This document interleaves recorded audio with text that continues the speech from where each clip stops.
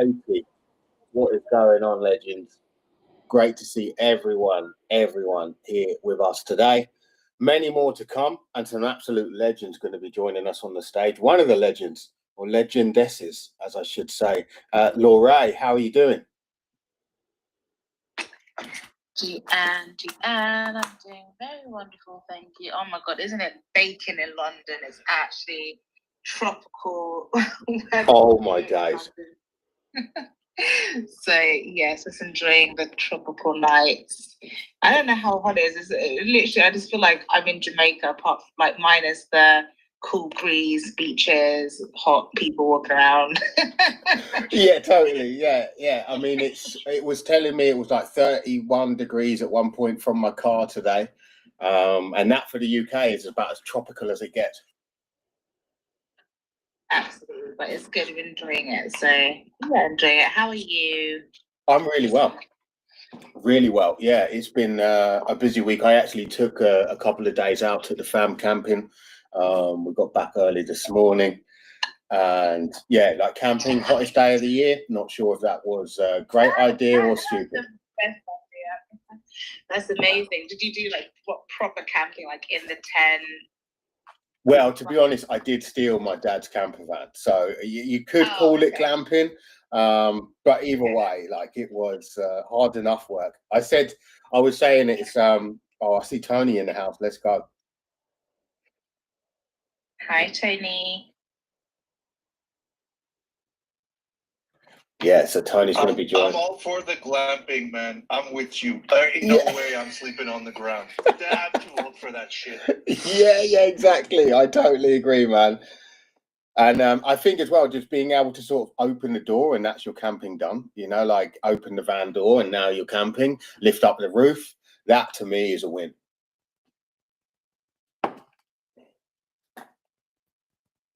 How are you, Fat Moons?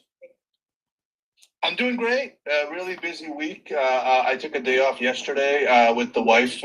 She was off from work, and we just spent a little mini staycation, picnic. Went for a walk.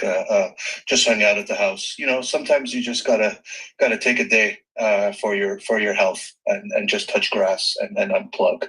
So that was yesterday, but I've been busy all last week. Lots of big stuff coming. I won't talk about that now, but things are shaking. That's for sure. Yeah, let's go. We had a fantastic call earlier this week or late last. I forget now, but lots of alpha cooking. Excited for both Tony and Laura to really get to know Fat Memes. I know Laura met once before, but he's come a long way since we last spoke. And look, this is You, Me, and Web3. It's episode 80, fundraising with special guest Tony Biola, who is with us on the stage right now, co-hosted with Laura Kay, another incredible guest as well, founder and organizer of the Web3 Demo Day. Tony, how are you doing, brother? Welcome to the stage. Pleasure to have you with us. Hey. Can you hear me okay? I can, loud and clear, sounding fresh. That's good, because I ain't feeling too great, actually. It's been a full day. I just, earlier on today, I got a little bit overexcited. I had an invitation to play at the Arsenal football stadium this afternoon, and I've done my leg in, so. Let's go. So excited. We were playing five-a-side. One of our potential partners, and it was a great day, really great day. Sun shining, as Lorraine said, it's just been a really good time. So yeah, no, I'm good and feeling good to be alive, feeling the vibe and having fun. I'm glad to hear it, man, and congratulations on playing for Arsenal or on Arsenal. It's basically the same thing as I understand it. Yeah, no, it's a good. So once in a lifetime. Incredible. And Tony, you are here as a guest speaker and a VC network. And, you know, a big part of tonight is to really open up the opportunity for the Uni-Fy ecosystem and brands to get to know you, what you're doing, what you're building, and how that can potentially help them, and also to bring some eyes onto what you've got cooking. Sure, absolutely.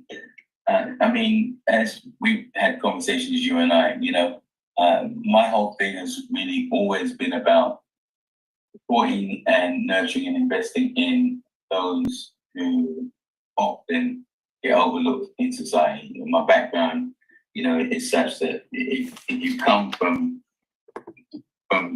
the streets, as it were, in my case, and you've seen lots of people who are gifted and talented just not get opportunities just because they're being overlooked. I just found my path in deriving great pleasure, satisfaction, and fulfillment for helping people who want to be committed to that, and that's really what we're creating, the spaces that we're creating in 2026. So I don't know how you want to run this evening, whether it's going to be conversational style or with myself, you, and Lorraine. I'll take your lead on that. Yeah, of course. What we're going to do, we're going to rip round everyone and say hello, just so people can introduce. We get to know first names and start buzzing from there. I'm currently on the live stream. We have got your Conscious Entrepreneur Network official launch website there up, so people can see that on the live stream, guys. If you are on YouTube or on X, you can follow that live stream. I've pinned it up in the Jumbotron there as well, so please do go check that out. And the website is also in the thread for this space, so if you do want to go check it out, if you like what you hear and you do want to get involved, and you can go and register at any point throughout this space and get involved. There is a live event if you are in London, and then there's the stream event as well if you're global.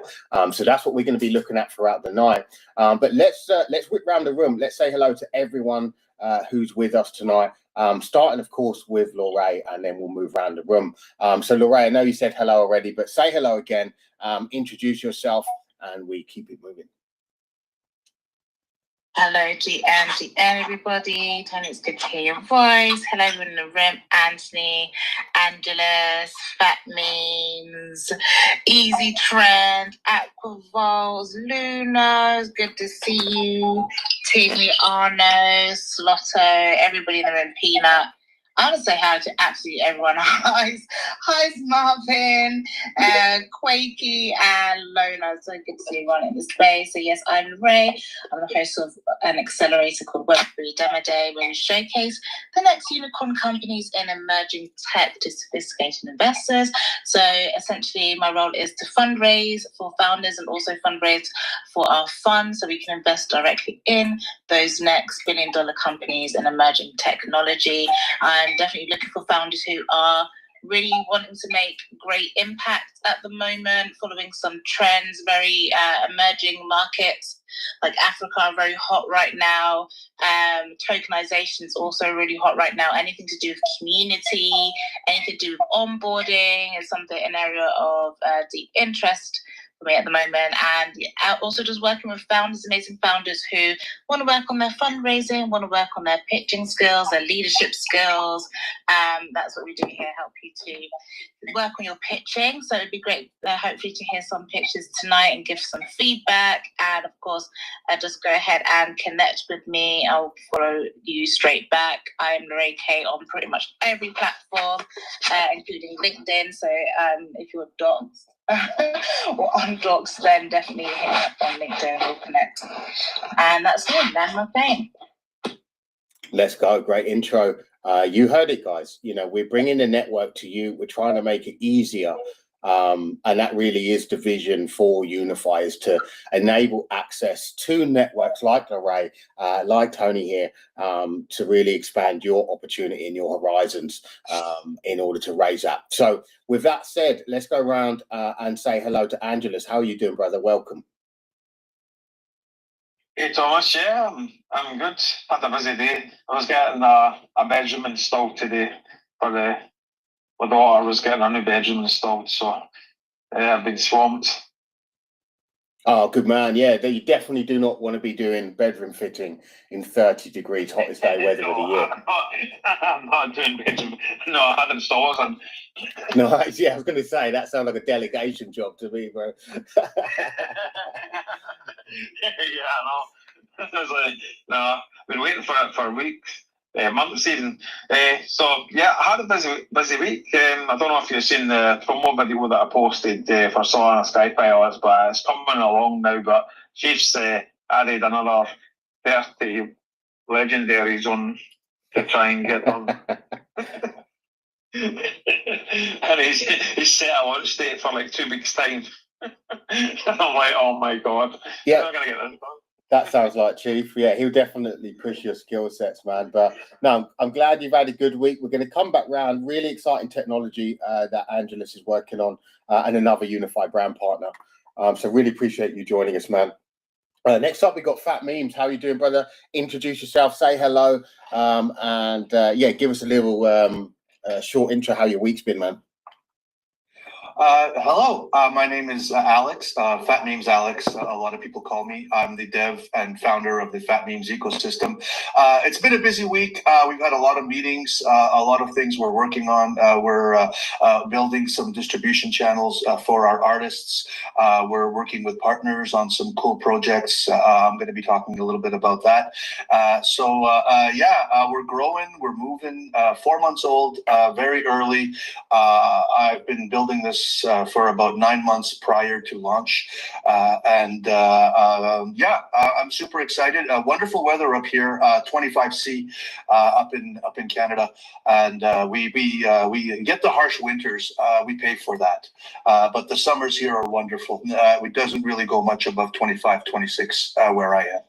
So I was out yesterday all day, just soaking in the sun. Outstanding, man. Seems like everywhere's getting a nice little streak of good weather, even around the globe. I mean, the fact that we are hotter than Canada right now says it all. I'm glad you got out, man, and enjoyed it. It's weird to be out of the trenches for some of us, you know, been building so long. It is. It really is. It was strange to be away from my tablet and my computer for a whole day. We went digital free the whole day, and it was kind of weird for me. But it was necessary. I think we all need that once in a while. Yeah, I couldn't agree more. Man. And really appreciate you joining us. Looking forward to hearing from you. I think Tony's going to enjoy what you've got going on, being in the music industry. So exciting stuff there. Next up, we have Aquavaults. How are you doing, brother?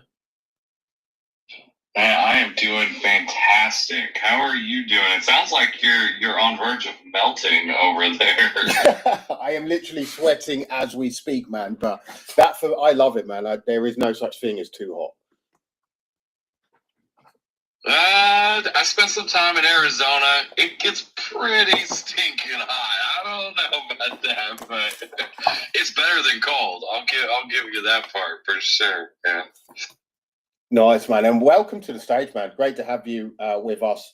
Do you want to do a quick introduction, and we'll keep it moving. We'll come back round and get the deeper dive as we go. Yeah, absolutely. So my name is Benjamin. I am the founder of Aquavaults, founder and dev, and I'm out here trying to give the power and revenue back to communities who are out here working so hard to garner attention and bring users into what they're doing. And I think that they deserve to retain the value that they are creating. And that is my goal with Aquavaults. And I'm going to ask everybody that's down here in the listener section, please take a moment, hit the likes, hit the comments, hit the retweets.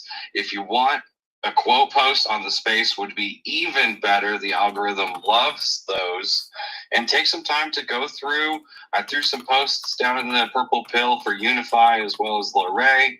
Go through those, like those on their pages as well as in the purple pill, guys, please. Nicely done.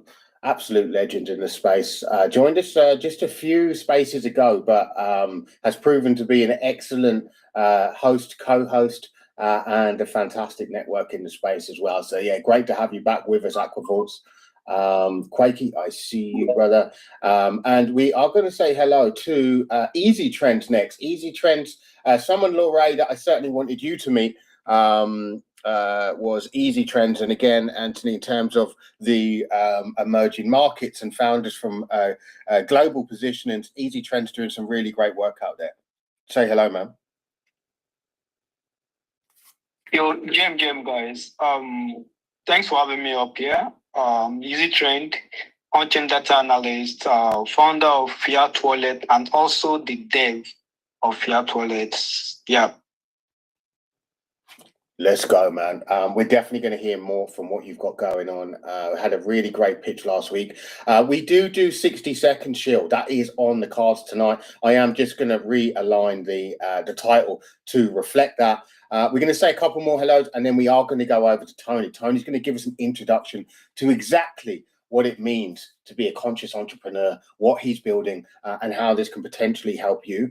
So we're going to go around. We're going to say hello to Luno and Lady Rocket, and then we're going to go over to Anthony and get the lowdown before we come and then open up to some more speakers. So how are you doing, Luno? Man, I am doing fantastic. I have the whole week off of work, so I can't complain. How are you doing? Yeah, man, really, really well. Some call it hump day. We call it pump day. This is you, me, and Web3, man. You know, I'm always happy on these spaces. I love it. I love it. Thanks for having me. No, it's an absolute pleasure, man. And we're going to hear, hopefully, from you and what you've got going on in the 60-second shield after Tony's given his presentation. I'm excited. We'll see how we do this time. Yeah, man, let's go. The feedback's going to be real. We've got some professionals in the house this time as well as me. So, yeah, Lady Rocket, how are you doing? And then over to Anthony for the intro.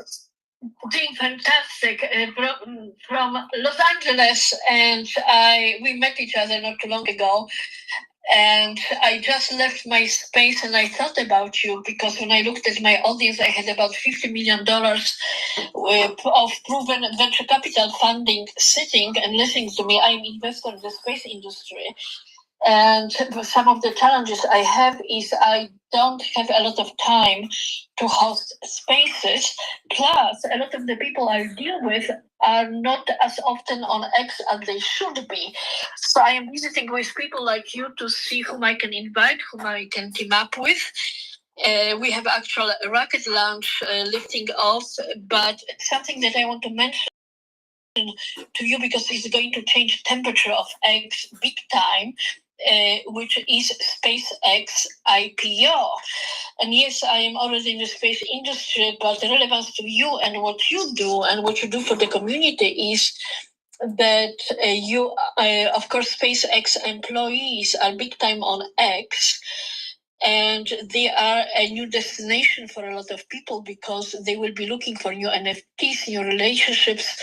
You know, about thousands of them here in Los Angeles are going to become multimillionaires. And as someone who's been in space for a long time, I am preparing a particular concept of working with this new community. You know, I'm a philanthropist. If you check my ex, I spent money to take NFTs actually into the moon and in space. So I am, getting an idea from the community leaders like you about how to prepare a show for this very, very unique time that is going to start in about 3 weeks. So thank you for inviting me. It's a pleasure to see you in action. We'll be listening to Tony for a little bit, but then I have to take off. And great to see you again. Thank you. Thank you so much, Lady Rocket. Sounds like you are absolutely cooking, and I like the way that you said you have to take off. It seems appropriate. But yeah, definitely want to hear from you. And like I said, we got some DMs going. I see some potential synergies moving forward. So yeah, I'm at your disposal. If anything comes up, feel free to hit me up anytime. Awesome. And with that said, that brings us round to our guest speaker tonight, Tony Biola. Now, this gentleman I met at the Web3 Demo Days, put together by Laura and in London, real IRL event. And this event definitely took me out of my comfort zone. You know, I host these spaces every single week. This is episode 80. But Lorraine putting that space together put me and Tony in a room. And that's really how this relationship began. And it's how many relationships begin. Those IRL events really, really are important. And with that said, Tony, you know, we obviously kind of hit it off straight on our initial conversation, and things have, it's fair to say, synchronized since then. But bro, the mic's yours, man. Tell us a bit about yourself, your journey. Honestly, the mic's here. People are here to listen to you and understand, you know, kind of where you're going with things. So please, Matt, go ahead. Thanks so much. I really appreciate it, man, Thomas. As you said, we met just last month, courtesy of the lovely Lorraine, and it was quite an eventful gathering. It was the first time that I've been in the space with people who are looking to pitch their ideas and their businesses. And so for me, it was a great opportunity for learning and meeting new people, and it demonstrates the power of just networking. But as I said, because it was the first time that I've been in such a space, I found it intriguing how diverse the businesses and the founders were. And of course, everyone had a common theme, which was they were looking for investment into their businesses. And that got me thinking, because in speaking with some people, I realized that I was talking about other forms of finance other than investment. So by that, I mean, you know, other forms of raising capital. And that's really where I want to start, in as much as, so I've been in the business of nurturing and empowering and investing in talented people since 1992. So my background is slightly unorthodox. My full name is Tony Biola. I'm known as the social entrepreneur, and that's a phrase that I've coined for myself because my route into business and entrepreneurship was not your conventional. I didn't set out to be an entrepreneur and to, you know, make and raise lots of capital. My inroad into this space was really from a social perspective. And so I found myself about 30 odd years ago in a situation where I was homeless for the second time. And so, like I said, I've had a quite checkered journey. And this was back in 1991, I believe, 1992. And through that period of homelessness, it got me thinking about life from a very different perspective. And it was as a result of the second time around, it was as a result of a relationship breakdown. And why I mention that, because I lost access to, I've lost everything, as well as access to my young children. And why that was relevant is because it made me realize how fragile life can be and how you can just lose everything that you worked for. And it really got me on a path of thinking about what was really more important. And that was really being I found myself wanting to be of service in terms of giving people like me and others that I found around the time an opportunity to have a voice where there was no voice, including my young children who at the time didn't have that opportunity. So like I said, that's really where the phrase has come from, because from 1992, I spent pretty much 20 years supporting, nurturing and empowering talented people, but young people in the creative space. I'm a singer-songwriter myself. Music is my passion. And I set out to build platforms for people who were like me, who were really talented and who were passionate about music.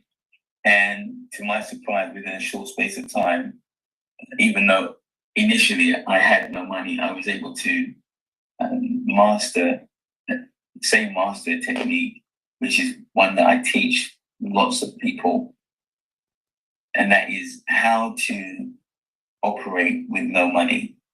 And I'm often heard saying money is the last thing that you need in business. Now, don't get that twisted. I don't mean that money isn't important, but for me, what's far more important is having clarity of vision and then being able to pursue that. And so I've consistently been able to demonstrate that over the years, that when you're passionate, when you're clear about your vision, and when you do everything in your power to move towards your vision, magic happens. And so I went from not being able to, not having money for my first event, being able to do partnership deals, contra deals, where through being of service, I was able to find out what a partner needed, provide that service for them so that they would give me what I needed. So case in point, my very first event, I needed someone to provide me with a venue. So I went up to the venue owner and said, look, I can fill your venue and provide 100 people. You have 10 people here on a Sunday night, give it to me for free. I'll give you 100 people. He said, fine. I then went up to the musicians and said, look, you have nowhere to play. I can give you a venue for free, perform for me. I'll give you drinks and, look after you, and you get to rehearse and practice in front of an audience. They said, deal. I then found some singers and said, look, I've got a venue with a band. I think you start to get the drift. And then I put together some leaflets. I got a designer to design it because I didn't have the money. And that was our first event. Within 6 weeks of doing it on a weekly basis, we were sold out and actually had to find a new venue. And that really began the journey. And I point that out because I like to encourage everyone that's on and listening tonight that, do not demise or despise humble beginning, because from that humble beginning, I went on and set up a not-for-profit organization that went on to raise up to £2 million from various different partners and sponsors. Sponsors like,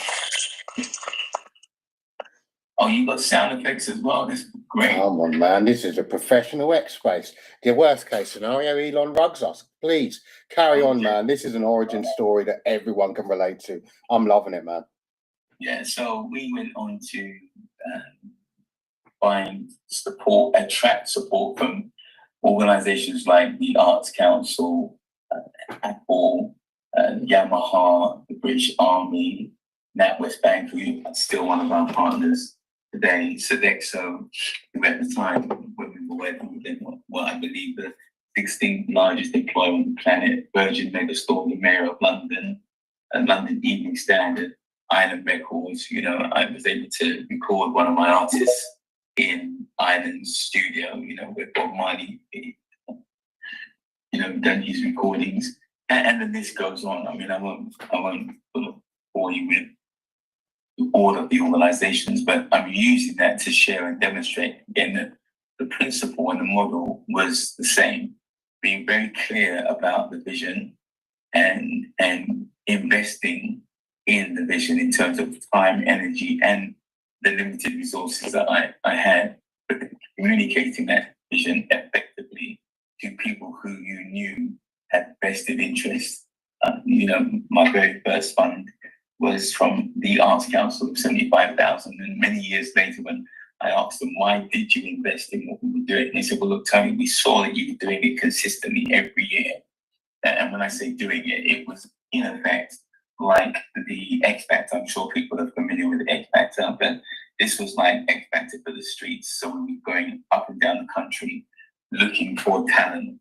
And some of the talents that we were working with went on to become very successful household names. I mean, one of them, probably the biggest group, being JLS, that went on to mass 20 million in revenue. So it demonstrated to me that there was something here. And our magic formula in working with these youngsters was really about helping people to get clarity of their vision into what to do, but also being able to identify the internal patterns. And by that, I mean being aware of your gifts, talents, and abilities, and knowing how to harness them and invest in them and amplify them. And the result, as I mentioned, was so many people going on to become successful. I don't know how many people are listening from outside of the UK, but for people who are familiar with the UK, you may remember people like Tiny Temper, JLS, Alexandra Burke. You know, these are people who were really quite established when they reached the height of their success within the music sector. That brought me to a point where I realized that what we were showing people was transferable.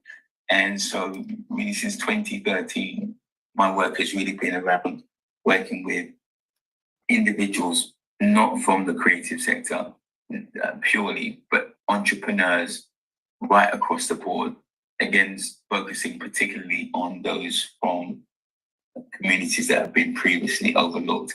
And I think that's one of the messages that I wanted to communicate to the audience tonight, that in my 33 years of being in this space of nurturing, empowering, and supporting on those with an entrepreneurial talent and vision, I think that there has never been as good a time as now to be able to attract funding. And so the event that I'm staging on the 12th of June is really going to demonstrate that and illustrate that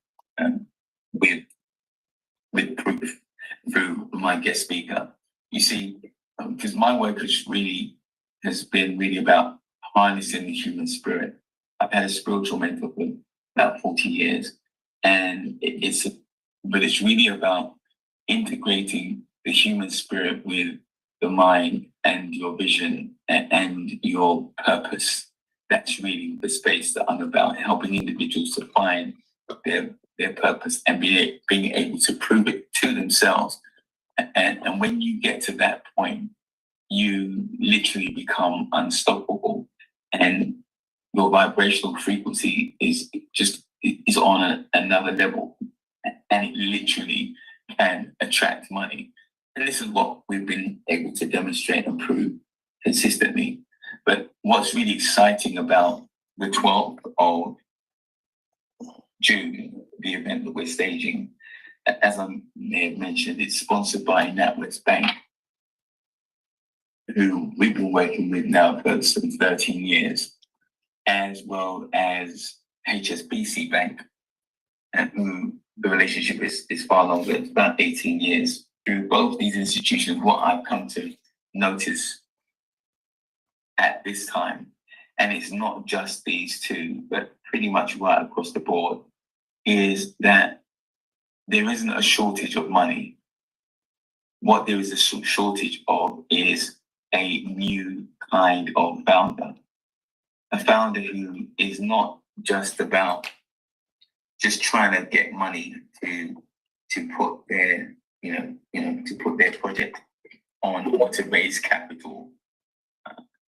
But it's about the founder who is a visionary. You see, when I believe that we're living in a new world, and you're going to hear John Stokes, my special guest, speaking from the same space. What's unique about what we're doing on the 12th is that you're going to hear my view from the perspective based on the journey that I've had, which is very different from John Stokes, who has been a VC since 2006, I think, or 2007, and has invested in over 200 startups. And as a result, of investing in so many startups, having seen the patterns and just working with so many different people, he has come to the same conclusion that things are different. Things are different now, and they're looking for a different kind of founder.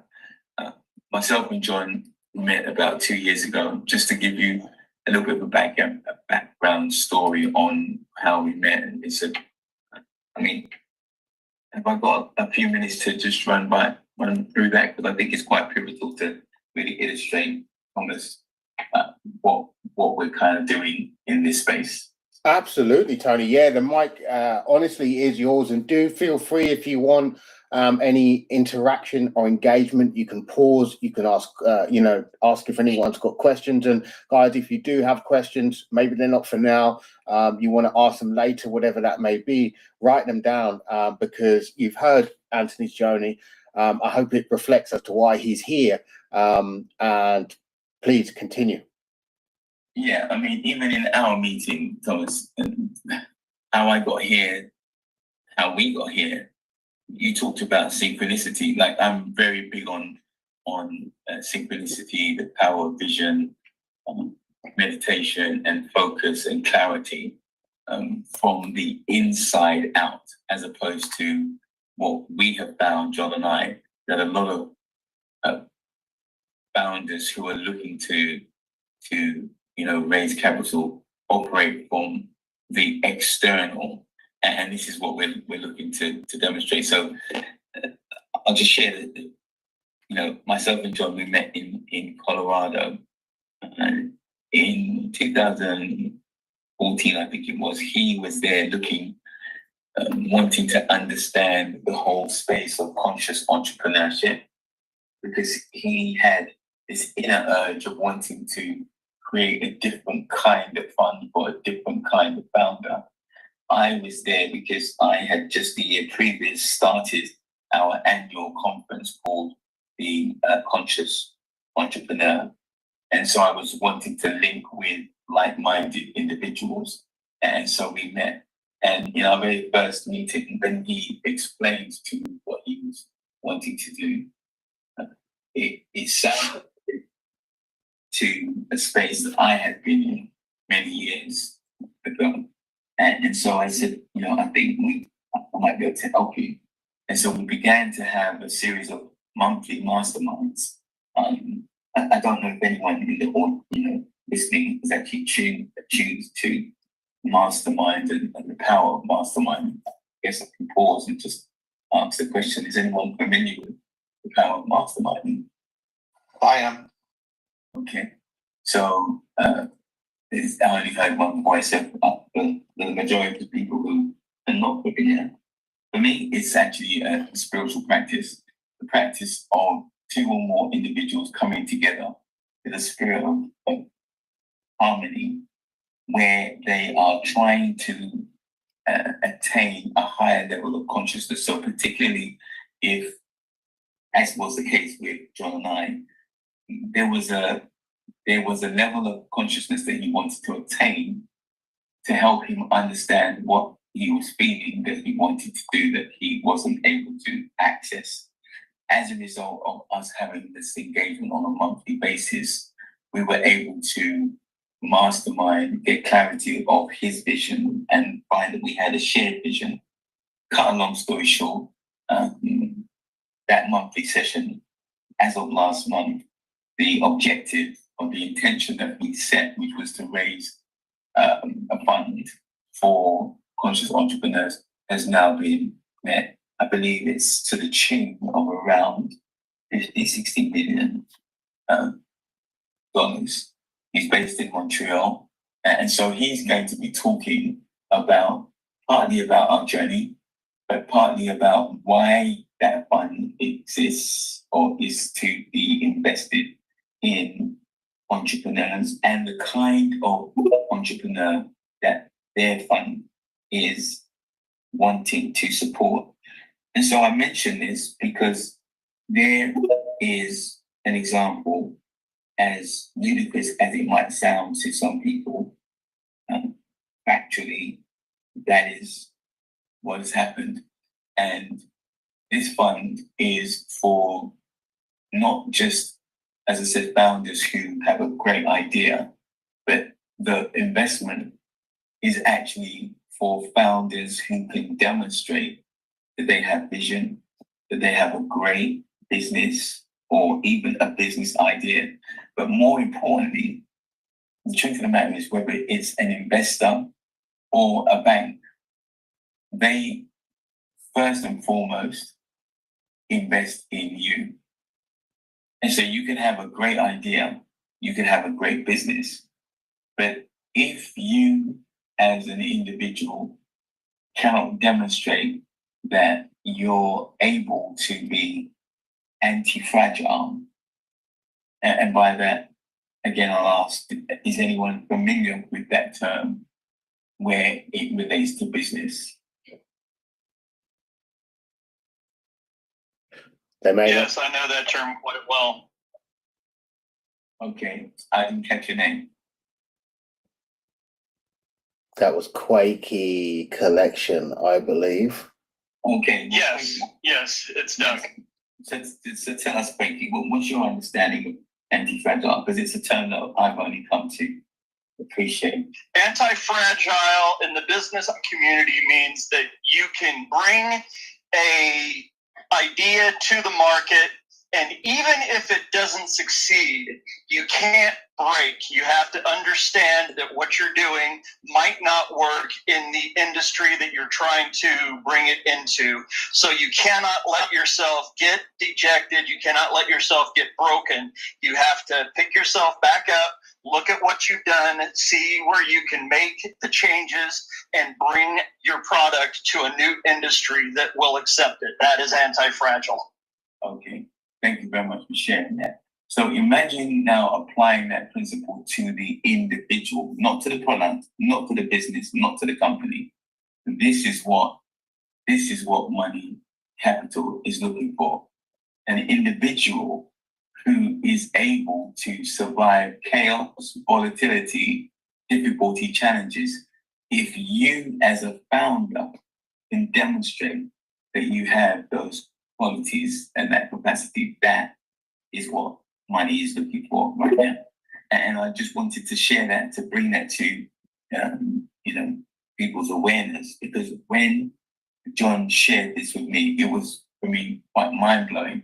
Meaning, I'm like, what are you saying to me that you actually want to hear about individuals' difficulties and challenges and things actually going wrong? Because you see, for many of us, we think that success is everything has to work. But what I'm hearing now is actually, no, the opposite is true. When you can demonstrate, as our manager said, but if you can demonstrate as an individual that, when the going gets tough, when things get bad, when things get difficult, when there's chaos, when it's crazy, when it's volatile, you are still able to hold it together. Now that is a different kind of founder.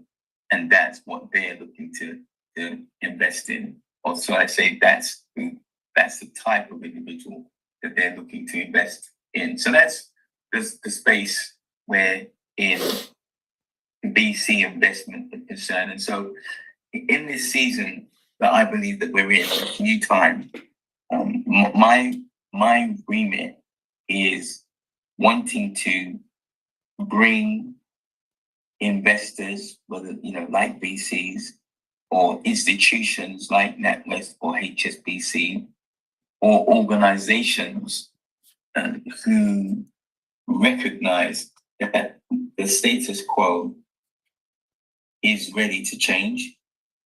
It's really about creating a space where all of these institutions and organizations can contribute to supporting the growth of the overlooked entrepreneur.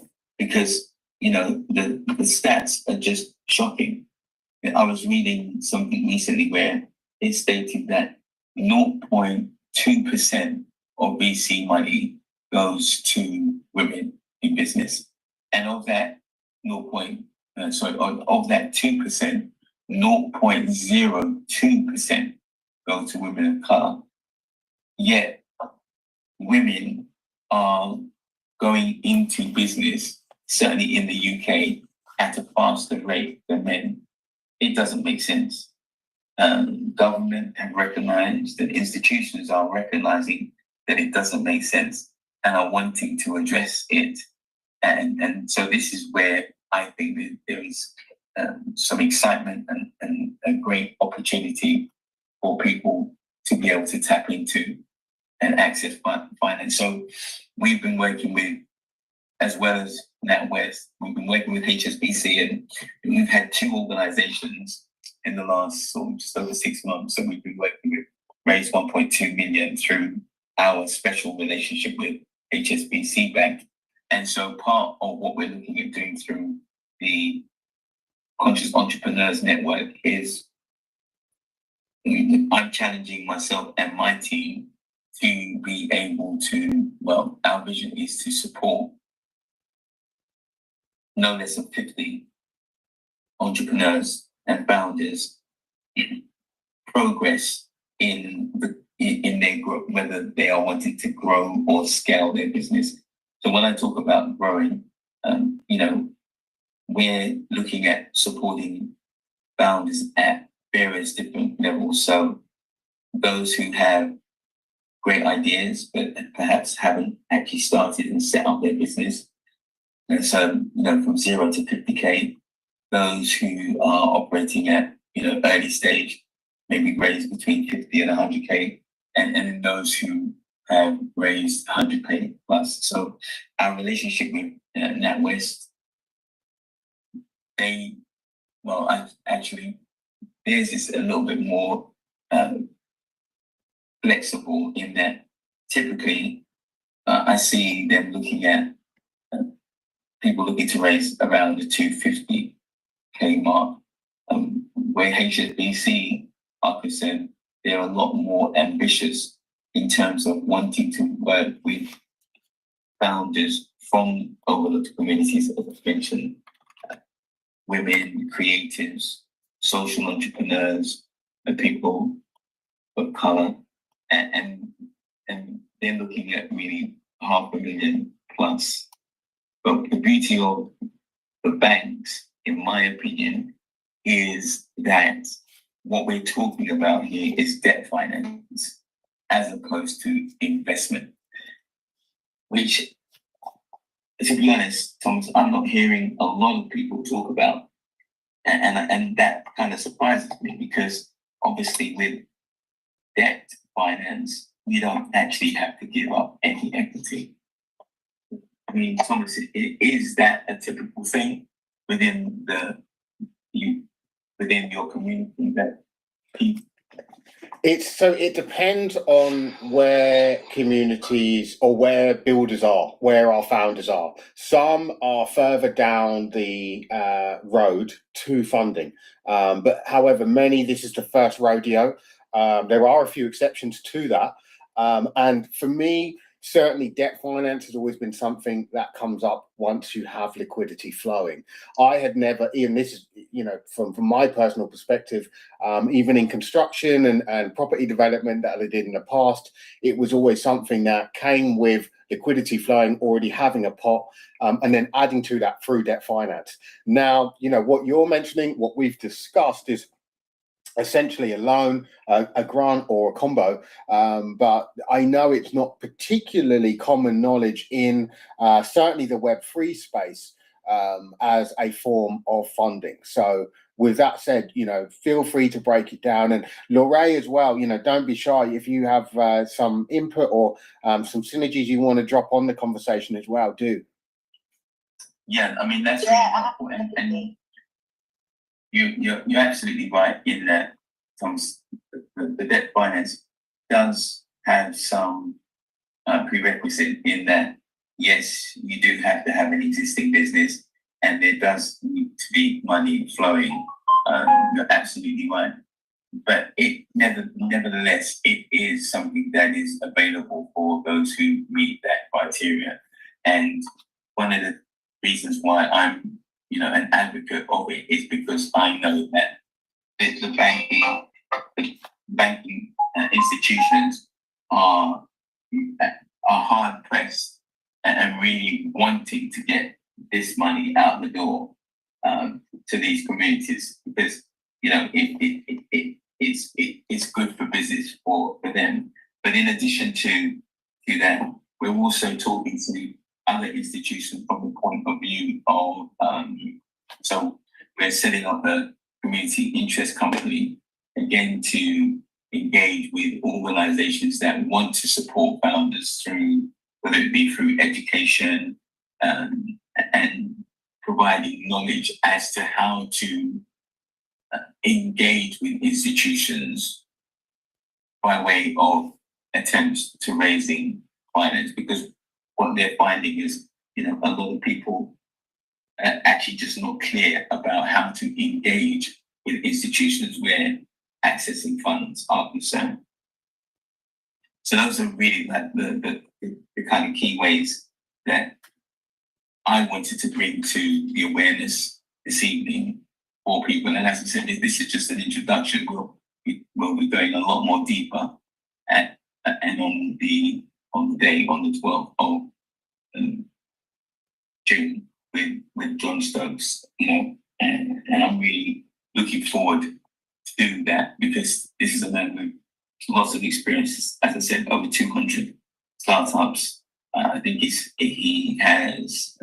they have 3 or 4 unicorns in their portfolio, and they've done a couple of IPOs. So I'm really, really pleased to have someone in the VC space who is operating very different from your traditional VCs. So I'll just pump it in for now and open the floor to any questions, or Lorraine, you might want to add something to what's been shared, because we're all here because of you. Wow, what an incredible introduction. Lorraine, the mic's yours. And then we're going to have to open it up. We have got requests coming through the wires.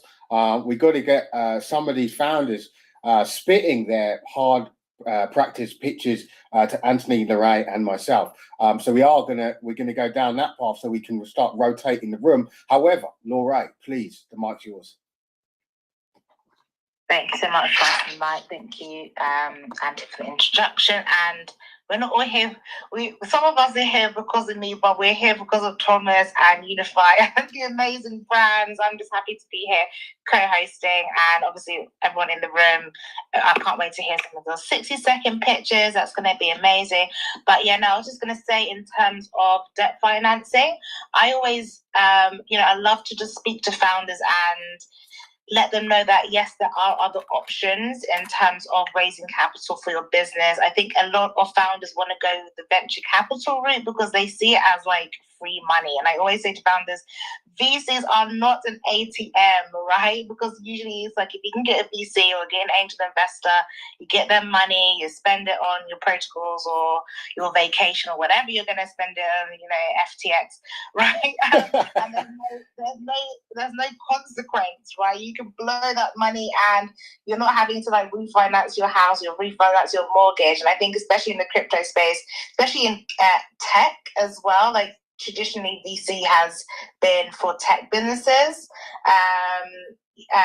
Silicon Valley startups. So that's kind of why that's been like.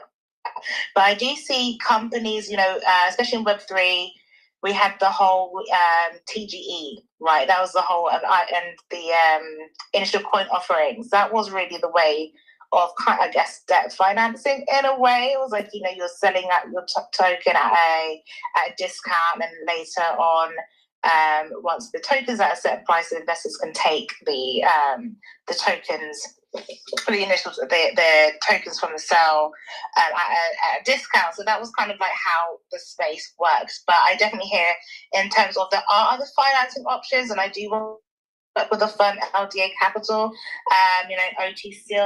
OTC deal structure. So there are other options for founders to take in terms of financing. But I think definitely the founders really are not loving our terms that we have for alternative investment.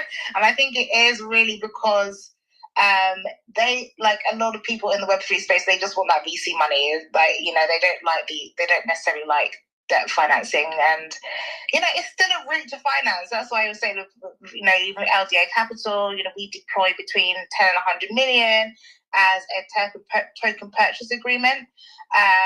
And we present these to founders that have already launched their tokens, and because they're just so used to VC money, it's like they're like, yeah, we don't want the debt financing. So yeah, that's just my little take on that. I think Aquavolt had a question. Yeah, that's an interesting thing though. If I could just respond to that, I think you're absolutely right in terms of people just wanting that VC money. But for me, and for some of these things, that is concerning. You know, when you to get something that you're passionate about, and sometimes you don't hear it. That's all the stories in terms of people practically giving off their company away just to get the VC money and or lose control or do that. And so it's literally lost control of everything because they didn't see guidance and their guidance with regards to when it is here to access the seed money. And so, monetization would be not basic. They said from the outset they didn't want to get any ability until they got to a certain stage, so we were able to raise that whole certain thing without impacting any result is that when they're ready to give equity in their company, it's going to be valued higher and have a much higher premium. And so it's just about being conscious and there's nothing wrong with VC funding, that's what you want, but it's about being conscious and being aware that it is one of many solutions. Use wisdom to look at the options and then make conscious decision. In my opinion. Well said, man. And I think that's testament to strategic raising, right? I think a lot of us are stuck on the hype cycle that happened in 21, and then VCs came in end of 21, early 21. And so that narrative has continued in the minds of lots of founders in the space as almost the only route. And remember, a lot of people, and I think the reason that a lot of the people are on the stage right now and in the Uni-Fy ecosystem is long-term sustainability is what separates us from some of the other projects that you might find in Web3. And so hearing this is exactly why I wanted Anthony and Lorraine here tonight, just to really broaden the spectrum of where money is, what capital is looking for, and obviously give all of you the opportunity to potentially access that as well. And so again, massive appreciation for Tony taking time to be here with us tonight, and really I think broadening that spectrum, like I said, and giving opportunity. So with that said, we got some hands up, we've got people requesting to come up, we have pitches prepared, we have 60 seconds Shill Us Till You Kill Us about to take place. And we have 3 hands up. I don't know who was first out of Aquavolts and Fat Memes. So Fat Memes is unmuted. Talk about initiative. Let's go, man. The mic is yours. Feel free, if you want to start with a comment on what's been discussed, let's go around the room and just do some comments on what's been discussed, and then we'll switch into pitch mode. So do prepare. You will have a very strict 60 seconds. I am going to have Lorraine there as well, calling that 60 seconds because she did so well in Web3 demo day. We've got to make sure it's fair tonight. Of course, we do dig in. We ask a few more questions on follow-up. With that said, Fat Memes and Mike's yours. First, I want to shout out Uni-Fy. He's one of our main partners. Thomas and I have a monthly call where we do the mastermind thing, and he's been a great help in guiding our young ecosystem. So shout out to Uni-Fy. Thank you, Thomas, for being a mentor and an advisor and a friend and a brother. And I appreciate you a lot, bro. The other thing I want to say to Anthony is the synchronicities are incredible. I've been listening to you. I spent many years in Montreal in university and after university. I also am following the same path with the music. I just got back from a jazz club 2 days ago. We're doing the same kind of thing where he's got some nights that don't have a lot of people, and we're going to be bringing some artists and doing the exact same thing you described. And also the other point where I connect with what you're saying is the whole anti-fragility part and building from the inside out instead of from the outside in. So I built this whole thing from the ground up by myself 9 months months of building. We launched 4 months ago. Everything has been bootstrapped.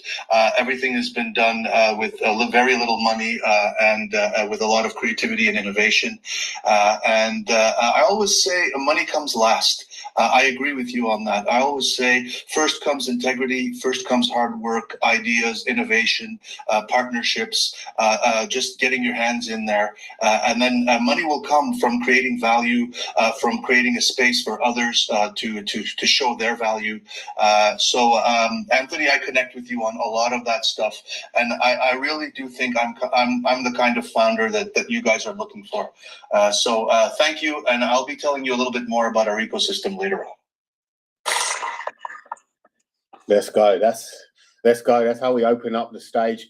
Thanks very much, Fatmi. It's an absolute pleasure working with you as well. And yeah, Anthony, feel free to respond, and then we'll go over to Aquavolt's. Laura, chip in as well if you want. Yeah, I wanted to say, I mean, thank you for sharing, and it's great when there is that kind of synchronicity. I am totally believing that these kind of connections exist is for us to make ourselves visible so that people like you can say, oh, I resonate with that. And so although we on the day only have 50 spaces for the live event, we also do have a virtual ticket. So for those who are not based in the UK, but who want to just connect with myself and John and hear the conversation that we're having in the room, because it's, I believe, going to be expensive for our minds. You know, you don't know what you don't know until someone shows you. And when you hear someone like a VC of that stature talking the way that John speaks, I think it speaks for itself in the sense of letting people know that something is afoot here. You know, a lot of founders will not resonate with what we're sharing, but that's perfectly the case that we're looking for. It's those people who this rings true and they are prepared to focus on doing that inside work. Obviously not exclusively, but for the most part, so that you stay in integrity and stay in alignment with your project, your business, that you're building. So thank you for sharing that. Let's go, man. Great feedback. Laura, any comments, thoughts, feedback there? No stress if not. No comments at this time. Thank you. I'm just about to pin the post. I just made a post with Tony Dada's website so that you guys can go register as well. Let me just find that. I'll pin that up. In the meantime, Aquavolts, you had your hand up, so let's go. Yeah, I just really quick wanted to kind of touch back on what Lorraine was talking about with a lot of projects overlooking that kind of going into debt funding, getting those loans and things. And it's pretty surprising to me that founders are so quick to chase that VC money. And by any means, just like Anthony said, that there's nothing wrong with doing VCs. And as long as you're doing your research and everybody is happy and you're not bending to make it happen. If you're not happy with the situation, don't go through with it just because you want the money.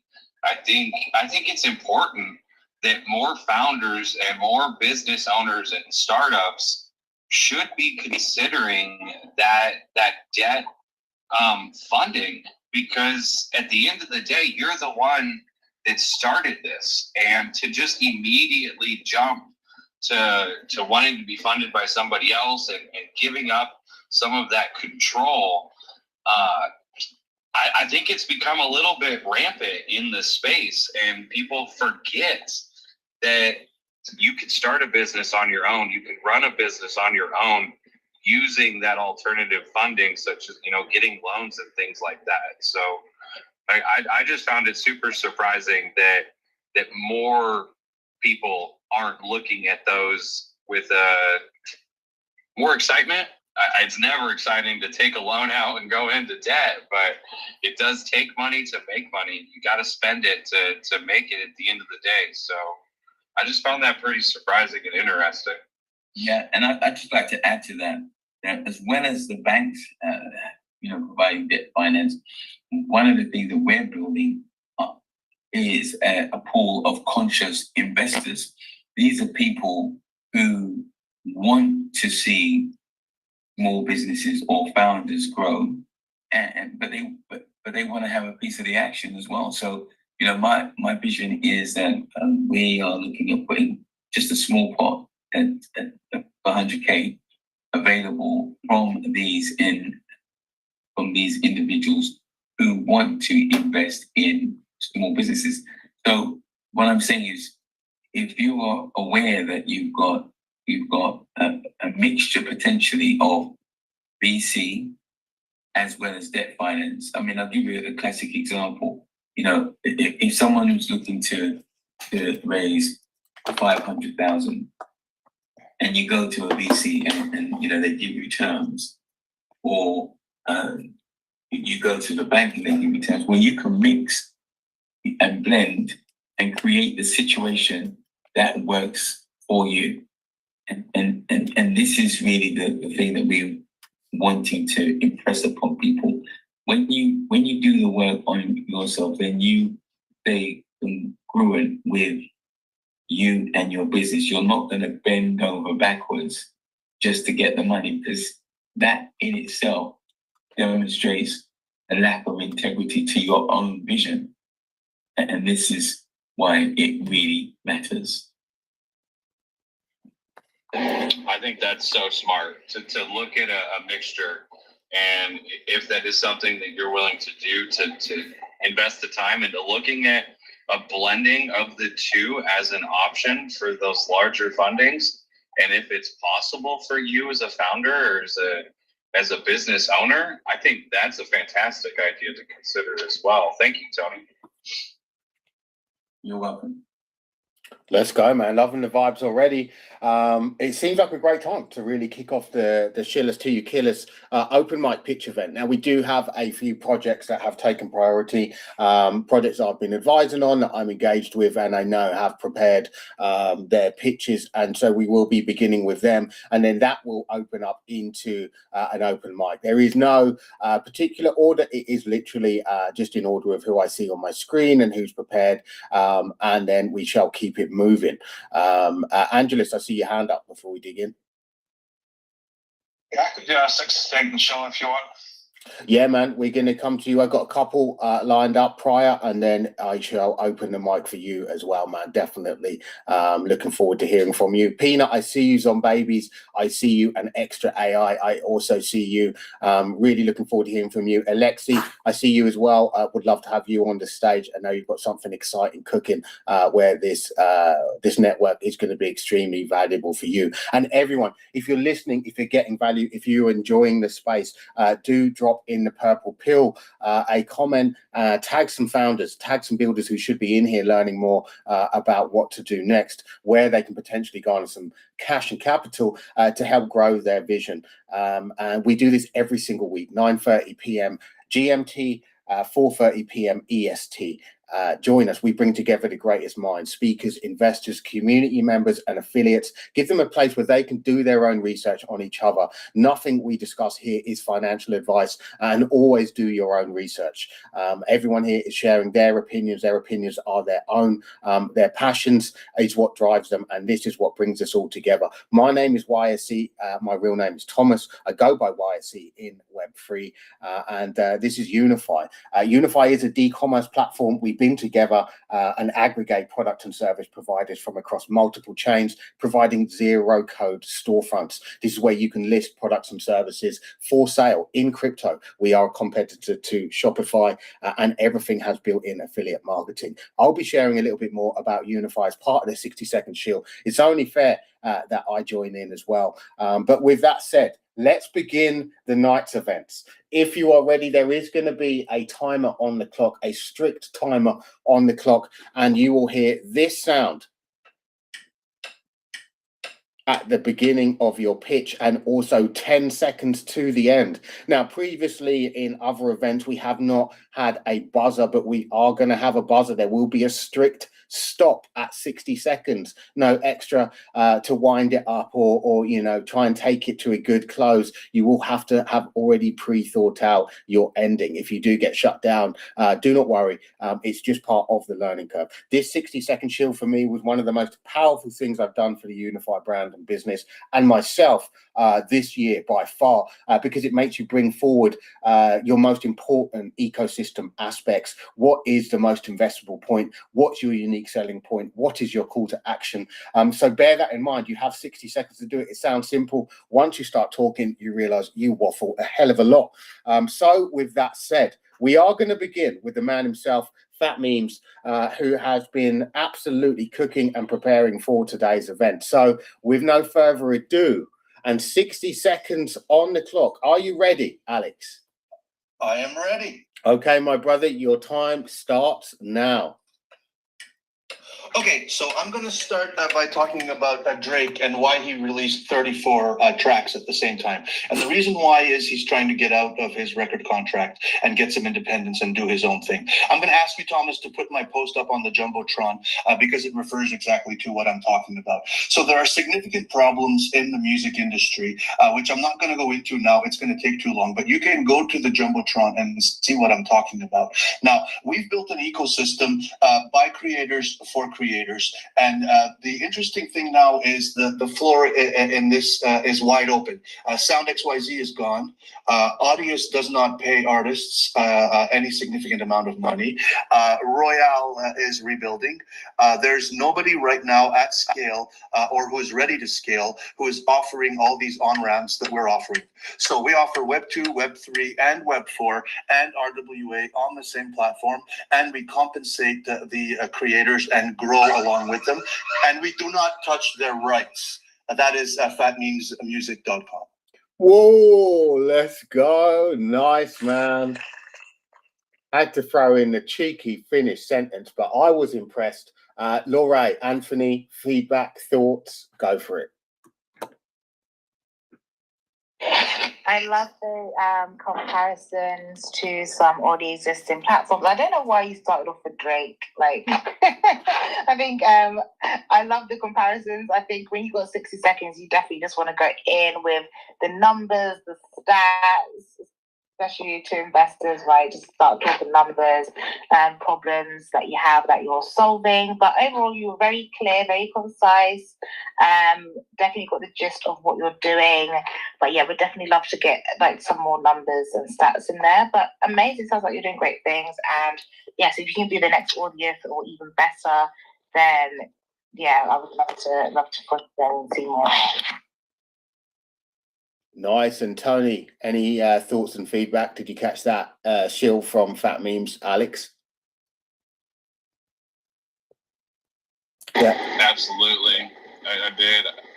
I gotta say, it felt super rushed.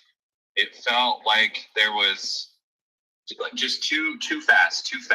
I think finding the core thing and spending more time on that and why it's important would go a long way, as I don't think cramming as much as you can into the 60 seconds is as important as getting across the specific thing that you are solving, the thing you are bringing. And I think just slowing it down a little bit and focusing on that core item would really make a big difference in it. Great feedback, Aquavolts. And Tony, Dada, you there? If you are, you're potentially muted. Oh no, have we lost Tony to the Rugman of Elon? No, I'm here. Sorry about that. No worries. Can you hear me? Yeah, loud and clear, bro. I loved what was being shared, and you know, potentially the question it caused me to think is why the 60 seconds? Now, if it's a case of, and this is where conscious awareness really comes into play. And what do I mean? Communication itself is a conscious thing. And so if we as organizers structure the opportunity for founders to speak in a rushed environment, are we actually helping them? Because what we want to be able to do is create enough space, like give the platform sufficient thought so that it's not too long, it's not too short, but we can get the essence of what the individual is saying. And so that was something that I witnessed at Lorraine's event. I just wonder, are we actually providing the best opportunity by asking people to pitch within a 60-second window? I'm going to speak to that. So my format, the reason I'm just going to say, no, having said that, I mean, it's not a criticism. I'm just listening to what has been shared. But having said that, in terms of the idea where the creative space is concerned, I think that we all, those of us who are in the creative space, know that there is a big problem in terms of artists receiving their fair share for the work that they're doing. And so if you have something that can address that, then I think that's really, really something strong. Can I ask how much it is that you're looking to raise? Thank you, Anthony. I appreciate that. Yes, that is my main goal, is to create a place for artists to be respected, to own the rights to their music, and to earn their fair share. How much I'm expecting to raise? Anywhere between 50 and 100 would be wonderful. The platform is operating now. It is sustaining itself. The costs for operating it are being covered now. The challenge now is to scale it. I'm operating everything. I don't need any funding for that. What I need the funding for is to help me scale the platform. So I'm thinking 50, 100 would be wonderful to help me grow. And that would enable you to scale and therefore generate, additional profits to surface the money raised. Exactly. That is exactly right. That will allow me to get to a point where I'm generating revenue every month, and then a part of that revenue will go back every month to pay back the money that I've used to help me scale. That's exactly my thinking.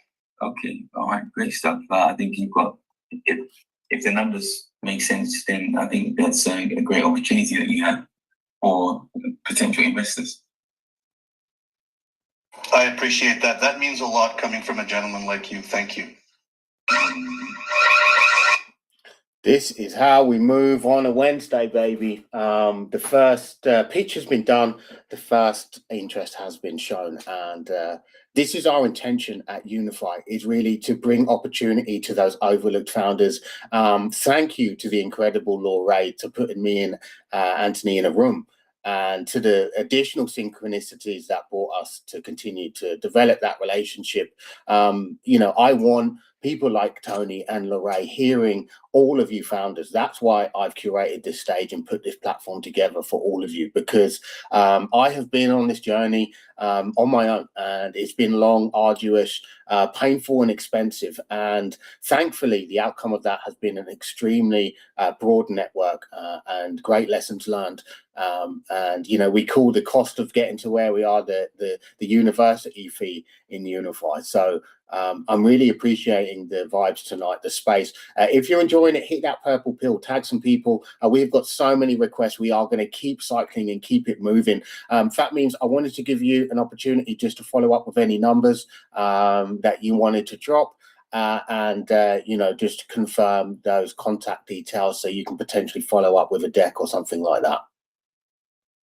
Yes, we're growing now. We have approximately 200 users that cover our costs to operate. We've got 3 independent artists on the platform now. We have AI agents. Also, there's a clear distinction on our platform. We have AI agents that make music, and we have independent artists. Johnny Rocks is our main flagship artist right now. The email address is fatmemes.team@gmail.com. If you want to email us. We do have a slide deck and a whole bunch of materials ready to go, and I can answer any and all questions. Outstanding, man. Thank you so much for coming up, Alex. It's an absolute pleasure to have you in the Uni-Fy ecosystem and for you to be building what you're building. I will, of course, make sure that everyone's decks are collected and that everyone will have the opportunity to see them. Both Laure and Anthony will have access to them. So, you know, if they're not ready now, make sure they are next couple of days. One piece of advice I'll give you, if you're struggling when it comes to building a pitch deck, go to Notebook LM on Google. And fill it purely with the information about your business, and there is a pitch deck generation button there. That is a great place to start. It's certainly going to give you an idea of direction, and you can then use that as a template, build out your own. But that is the fastest route to get there. Again, we have AI. Let's leverage it. Let's keep things moving. Next up that I wanted to give the mic an opportunity to was Easy Trends. I know Easy Trends has been waiting very patiently, was very early in the space. Gave us a great pitch. I know Laure, her network is actively looking for people in your geographic location as well as with your talent stack. So Easy Trends, the mic is yours, and then we shall go over to Aquavolts, following Deep Free Labs and Derpy Dave. So Easy Trends, the mic is yours, brother. Yo, thanks for the opportunity, guys. And is it the time for the 60-second yet? It's not yet time, right? No, you can have a short hello intro, and then we'll switch to the 60-second. All right. So I'm Easy Trend. I'm content data analyst and the dev behind Fiat Wallet, also the founder of Fiat Wallet. Yeah, and I'm reside here in Nigeria, and contributor to Super Team Nigeria too. Let's go, man. Welcome to the stage. If you're ready, man, you are going to have your time on the clock. Do you remember the sound that you're looking to hear?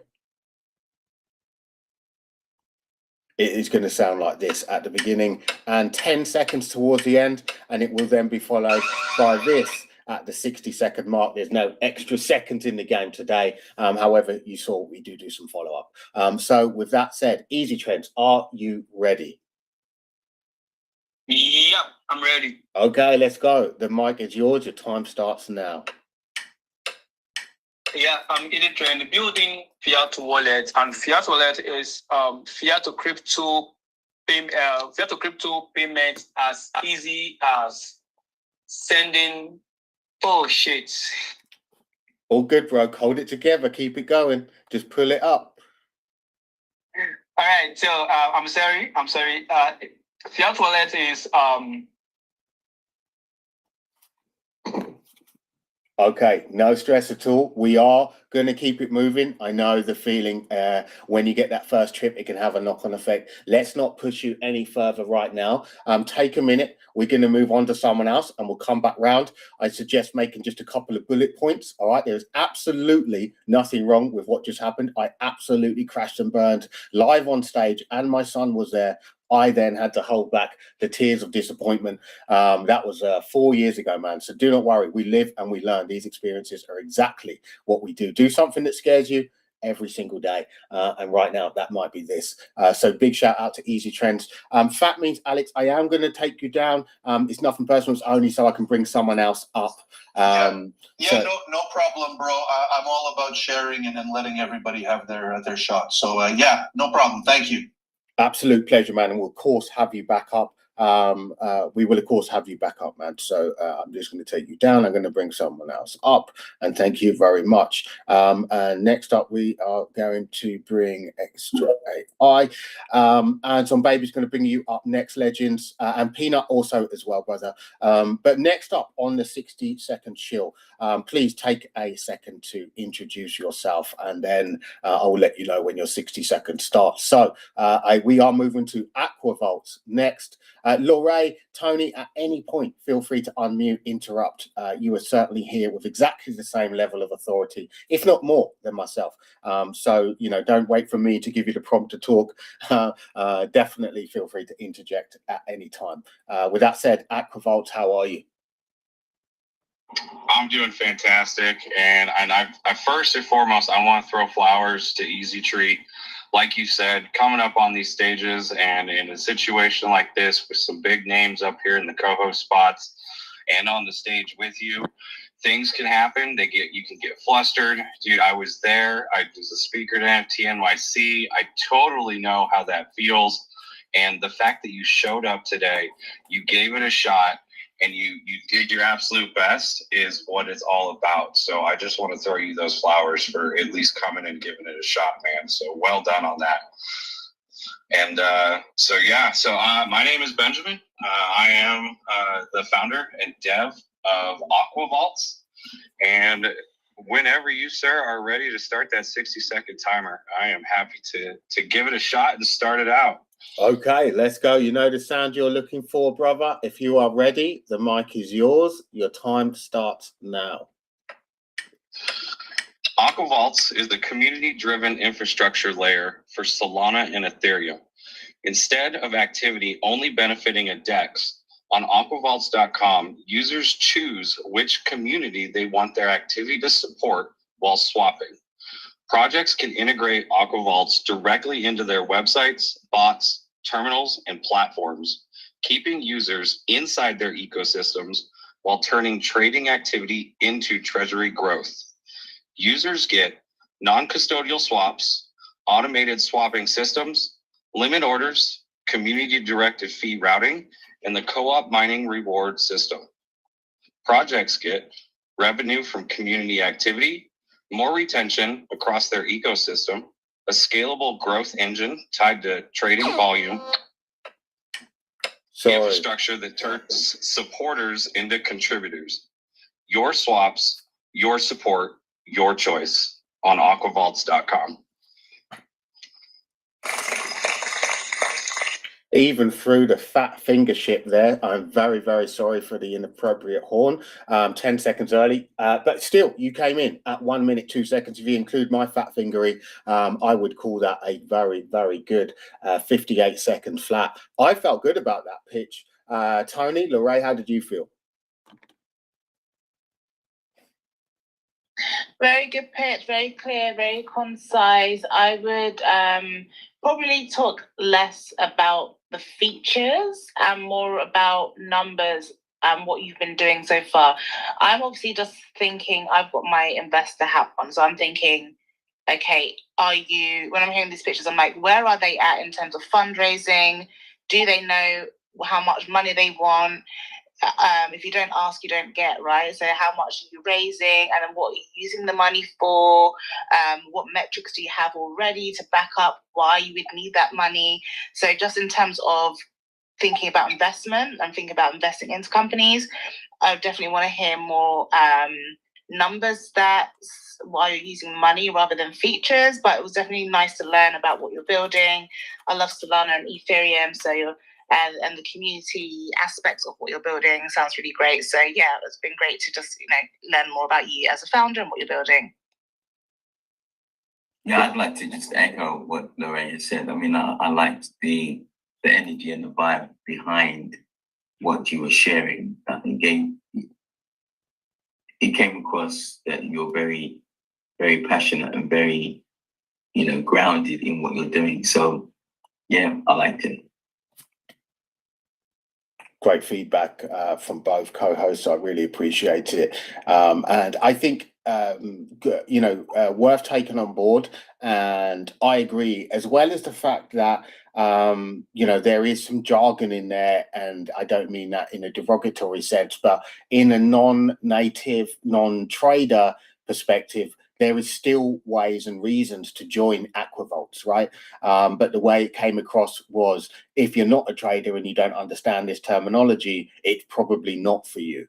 And so I think that's something really important to consider is, yes, you want to get as much information across in your 60-second pitch. Yes, you want to bring out your core features and numbers, but also it needs to appeal to people across all niches. Unless, of course, you are a very, very niche, then that's absolutely fine, and stick with it. However, you know, I think most of us here are looking for mass numbers of users, both Web2, Web3, non-native traders, whatever. And so therefore important to try and include that and sculpt that into your pitch, where it is no longer you need to understand my language to be a part of it, but okay, I resonate with that, let me go and learn more. Remember, that's what we're trying to do in these pitches, is simply to get the next conversation started. We're not expecting to raise the money, we're not expecting to walk away with a fat check from that 60 seconds. It's literally to get us over to the next 60 seconds, and that's just how it keeps going. So I appreciate it, man. And yeah, Aquavolts, do you want to come back on any of that? And does anybody have some feedback or anything on that? Mike's yours, Aquavolts. I just want to say, I think that that's some excellent advice.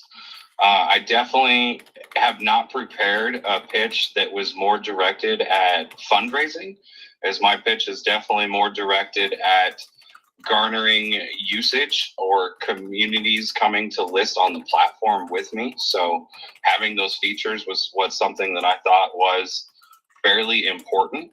And I think going forward and evolving this pitch into something that can be used in a dual function for both of those things is super important. I can't just sit on one side trying to get people on the platform. I also need to be thinking about farther down the line and getting that funding so that I can, you know, hire developers that have more experience than I do, and expanding out the platform using that funding. And all of those tips are excellent ways to incorporate that into the pitch to hopefully make that happen, because you never know who's on these spaces. You never know who's in the listener section, down in the anonymous listeners.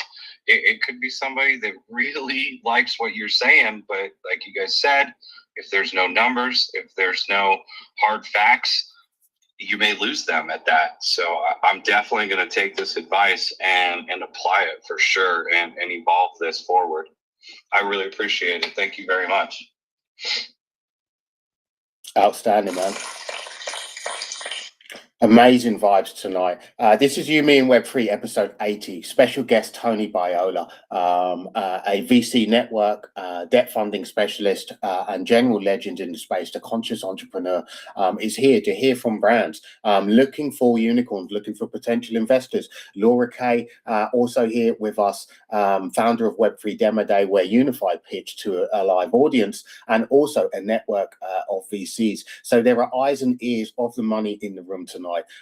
Everyone is having 60 seconds to shill. If we want to know more, if we have more questions for you, we will dig in more than just that 60 seconds. Please do prepare a pitch, have a little practice, write some bullet points, because this is a great opportunity to plant the seed and open that next conversation. That is always all we're looking for, is that next conversation. I see many requests coming in and really appreciate everyone's patience. I'm going to keep rotating the room to bring as many people up as I possibly can.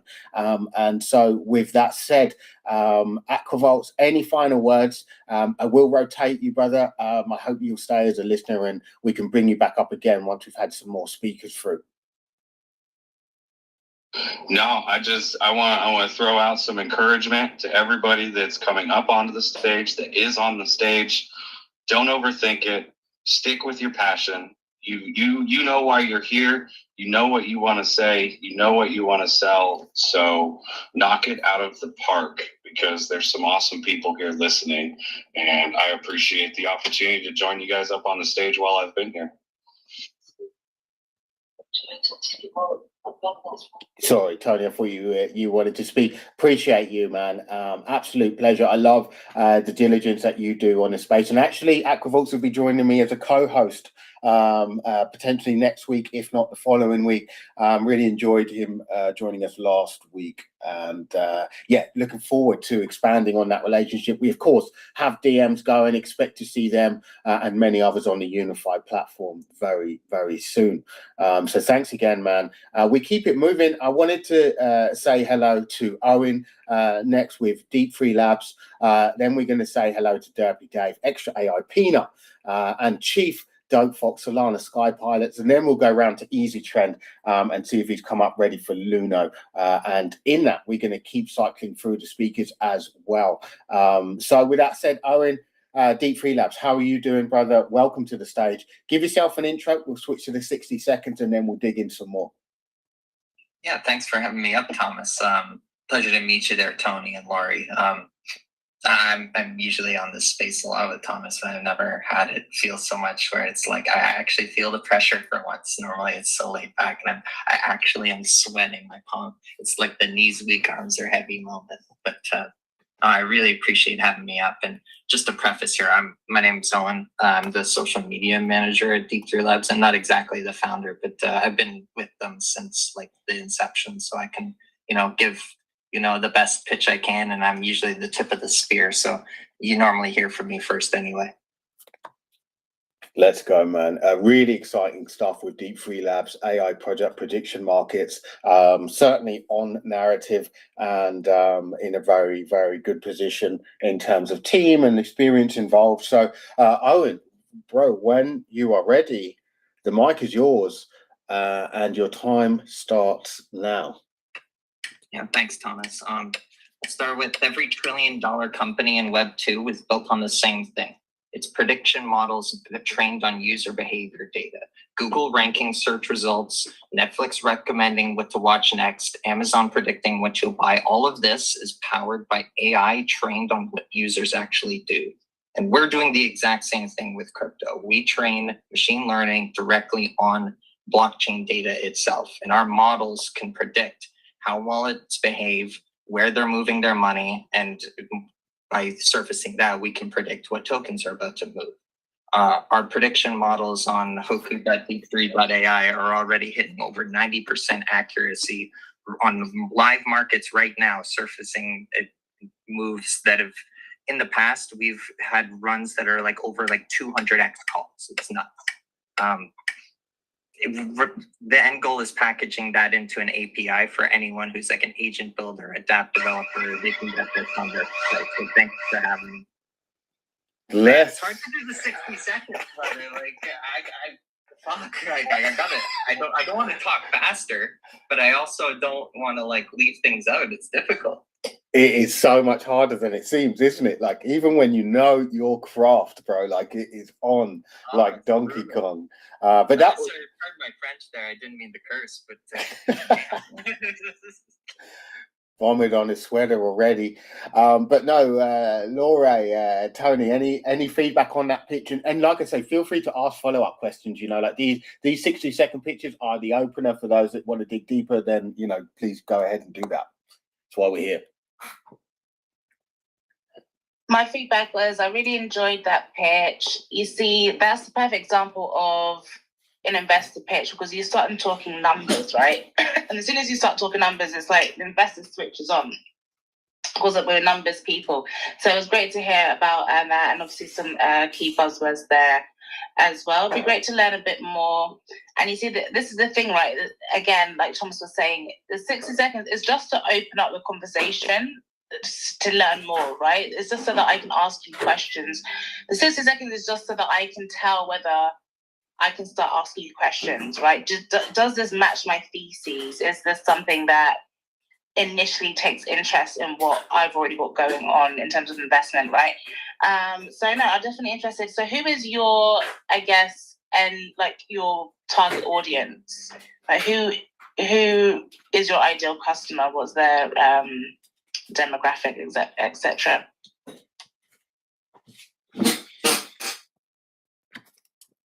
That's your mic, Owen. I think someone muted you. It wasn't me. I think it was Lorray. Unmute everyone.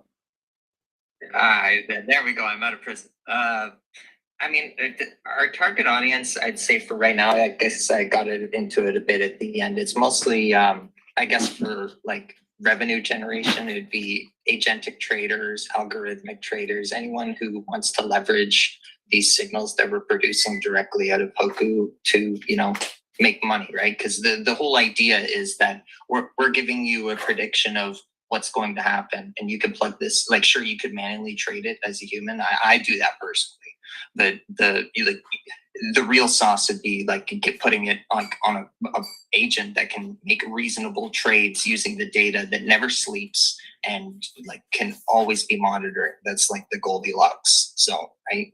So that'd be, I guess, like first target, what you would call. But the broader scheme of things is like any app developer could use this kind of, you know, predictive modeling to better suit their customers. So there's like a broader scope of like who our target is, but the lowest hanging fruit in crypto is trading. Like everyone in wants to just, you know, know what to buy next. So that's where we unfortunately had to start. But if we had like, you know, our way, like we would have been doing more, I guess what you would call a larger blockchain. So something like a foundation model, I truly understand what's going on blockchain data. But that's further down the line. Love it, man. Great response. And yeah, one of the well, not one of at all, but one of the many incredible full stack teams in the space as well, positioned to do very well. They've had some great feedback already. They're on like MVP 1, 2. And Tony, any thoughts and feedback on Deep3 Labs? Hi, can you hear me? Yep, loud and clear. Yeah.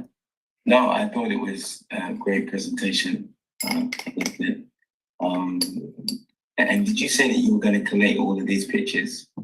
Yes, of course. I'll present you with decks and details on all of the projects that speak here tonight. And I know that you won't be able to stay for all of them as well, but those that do come through tonight will be passed on. So yes to all of the above.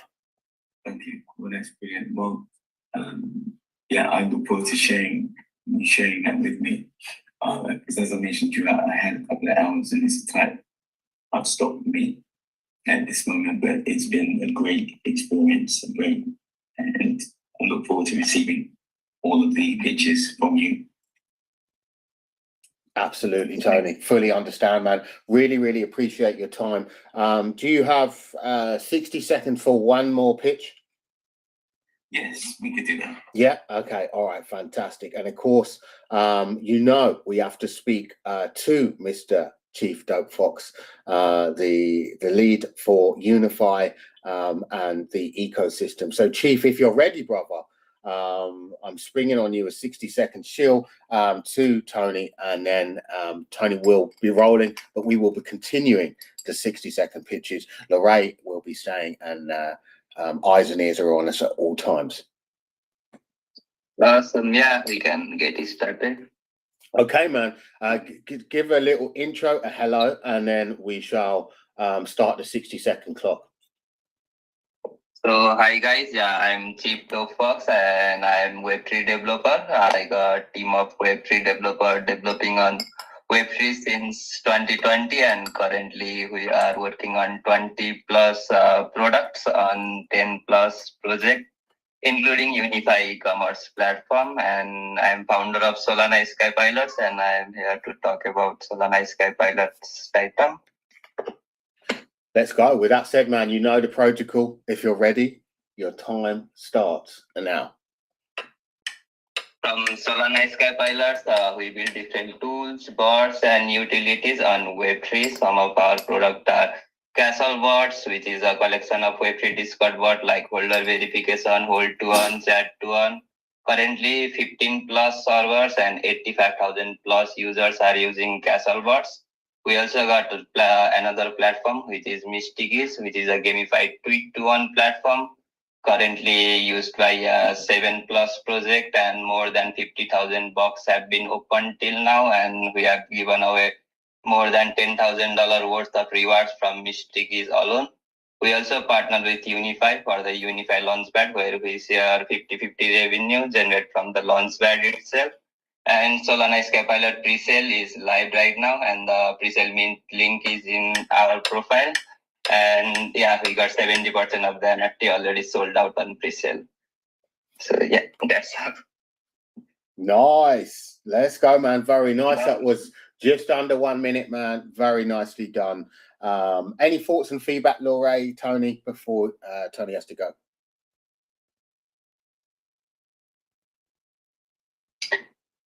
Good pitch, very good pitch. It's nice to hear what you're building, and it's good to hear some examples that you have in there. I guess I just want to learn more about what's your next milestone, like what do you want to achieve, or what's your big goal, what's a big outcome. That would be good to learn a little bit more.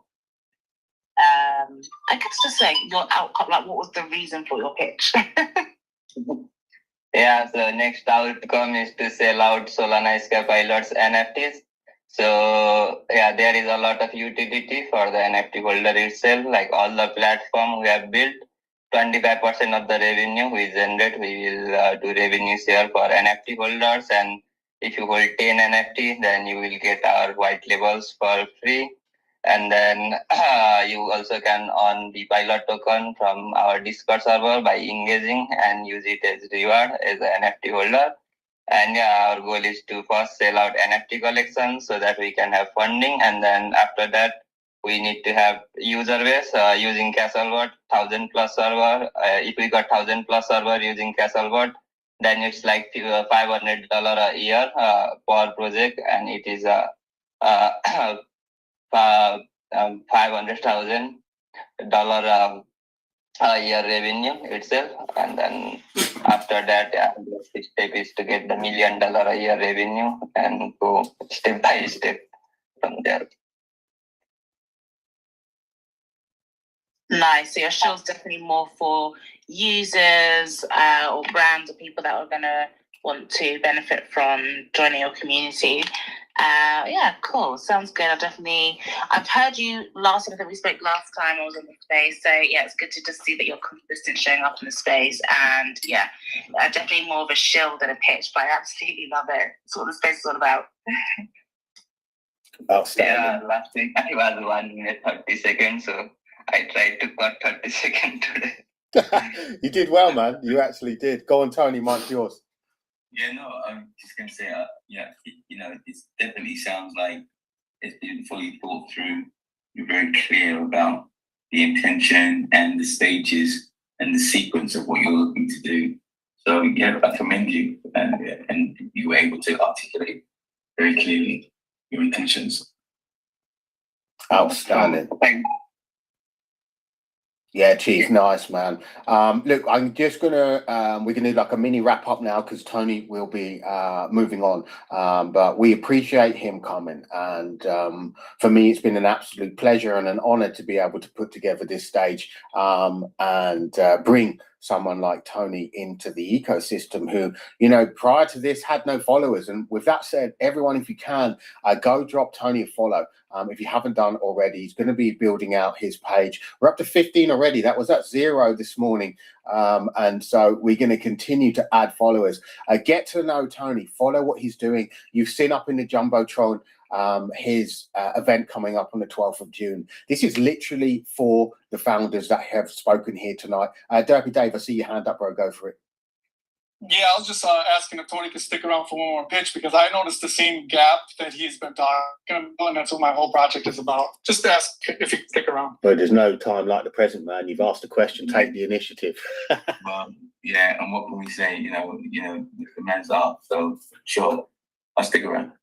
What a legend. All right. This is the final one with Tony in mind, or certainly live one with Tony. We will have to let him go. But trust me, guys, I am going to get your decks to Tony. And this is just the beginning of, broadening this spectrum and bringing that opportunity. With that said, Derpy Dave, the mic is yours. You know the sound you're going to hear.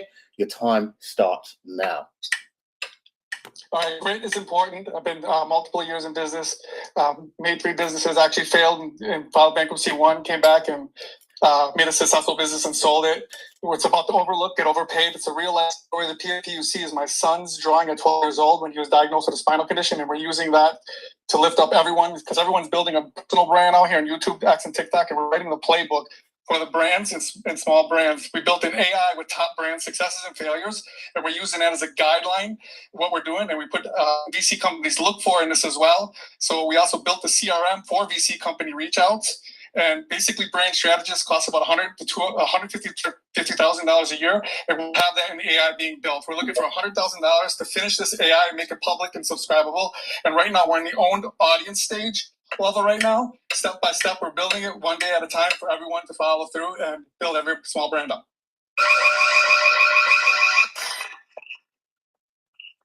Let's go. That was 57 seconds. Tony, the mic is yours. So I was just listening, and I think what's come to me, Thomas, I'm going to suggest this, that for everyone who has a pitch and who resonates with what I've shared this evening, if you register on to the event on the 12th, whether it be in person or virtually, what I will do in addition to that is we'll book a session whereby I'll spend 20 minutes with you to listen and go through your pitch and see what else I might be able to add by way of value. That's my pleasure to anyone this evening who has tuned in. Wow, massive. You heard it here. Go register. It's on the Jumbotron. It is the one, it's got like a teal background. It's posted by YSE, that's me, my personal account. It's got a picture of Tony on it. The link to the website is there. It's also in the pinned tweet thread, second tweet. Go register there. I will also be putting together a form, some sort of contact form where you'll be able to also register and submit your decks. As I've said for a long time, the idea is to put together some sort of accelerator, incubator style thing around the Uni-Fy ecosystem and all these incredible builders. And Tony, the universe has put us in touch in synchronicity, along with Lorraine, to be the first eyes into Uni-Fy, the exact window into Web3 that I wanted to build. Thoughts do become things, and this is one of those things becoming a thing. Yeah. Tony, any final words?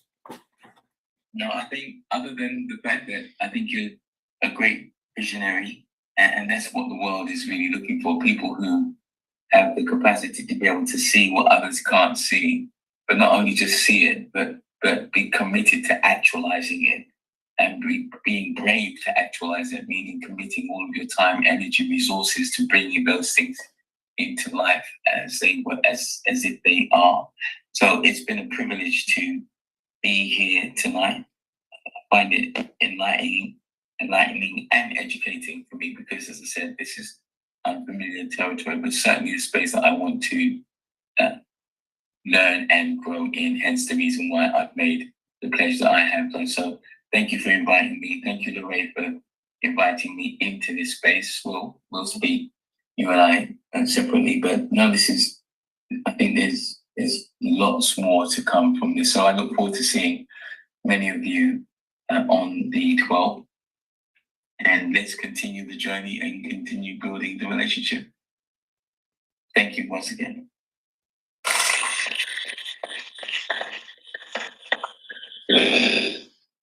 That's how we do. You, Me, and Web3 episode 80. That was Tony. Definitely go check out the Conscious Entrepreneur.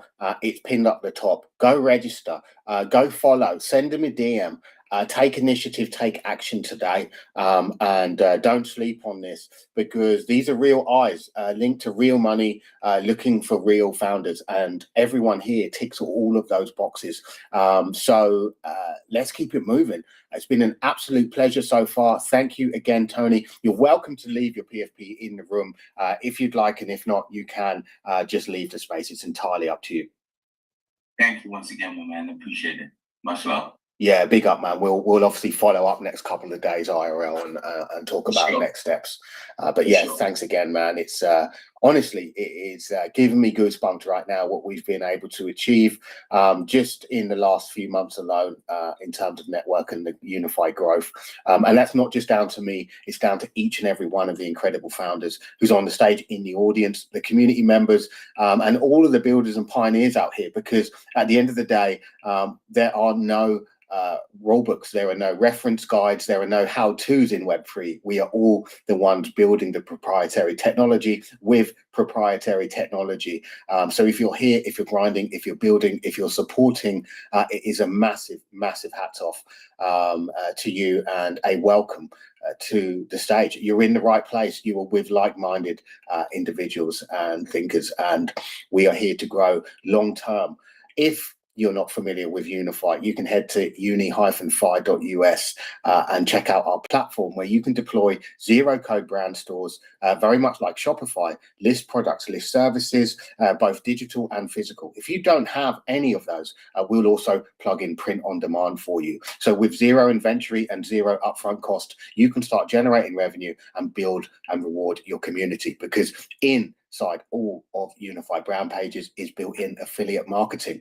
74% of brands last year added affiliate marketing to their business model, because pound for pound is one of the most cost-effective and highest converting methods of marketing that there is. We built the giants of Web2, Shopify, Amazon, eBay, all incredible affiliate infrastructure. And we've just taken that and made it accessible to each and everyone in Web3. So with that said, head over to Uni-Fy and check us out. Check out the incredible brand partners that we already have. Many more joining. I think we had 2 more joined this week, many more being built out in the background. With that said, we keep the vibes moving. We have lovely Lorraine with us. We have Peanut on the stage. How are you doing, Peanut?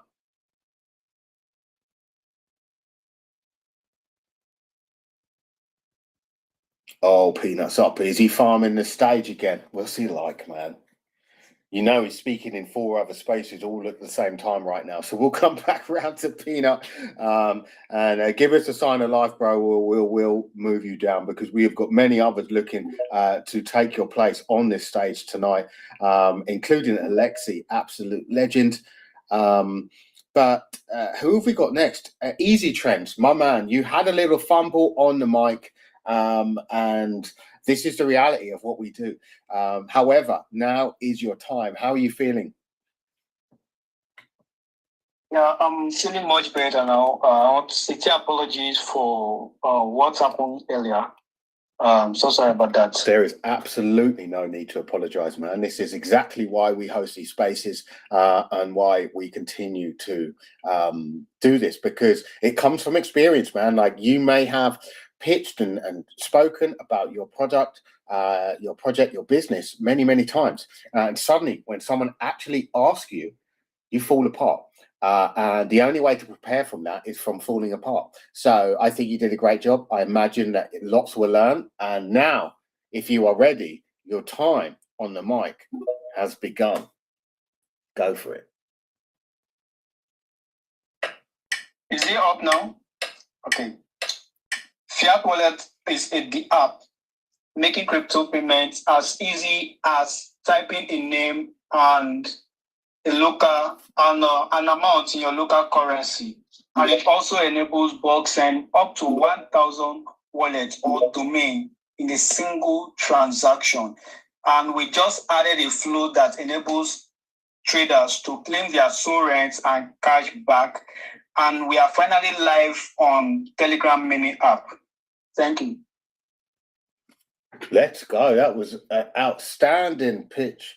39 seconds. Lorraine, what did you think? Hey, well done for coming back in and giving it your all again. Hopefully I'm saying your name right. Is it Easy Trends? That's it. Easy Trends. Yeah, so I think with the pitch, got to know what you have, got to know some of the features. I guess again, I've just always got my investor hat on, so I didn't really get to understand maybe some of the numbers, some of the metrics. if you're raising funds, and if you are raising funds, how much and what you'd be using those for. And someone did come up here, I think it was Aquavolt, talking about having a all-rounded pitch. Sometimes you're in spaces, you're shilling, you're talking, you're getting users, and you're not necessarily selling anything, right? You're just trying to bring in the community. But I think it's always good to have some metrics in there, some numbers, and an idea of where you're going next as well, right? So even if you're not fundraising, if you have a milestone, like, by the end of the year, we're going to have, 50,000 users or 5,000 users, and that's what we're here doing at the moment, then that's always like a good kind of goalpost that allows users or partners or investors to be able to help you to get to that goal. So definitely always have like a goal in mind. Always be selling, right? I always say always be selling, because you just don't know who's in the room, right? So you always want to know, like, why are you showing up to the space? What is your next goal, outcome, and always be selling that. All right. Currently, I'm not focused on fundraising, but if it comes through, I will actually appreciate that.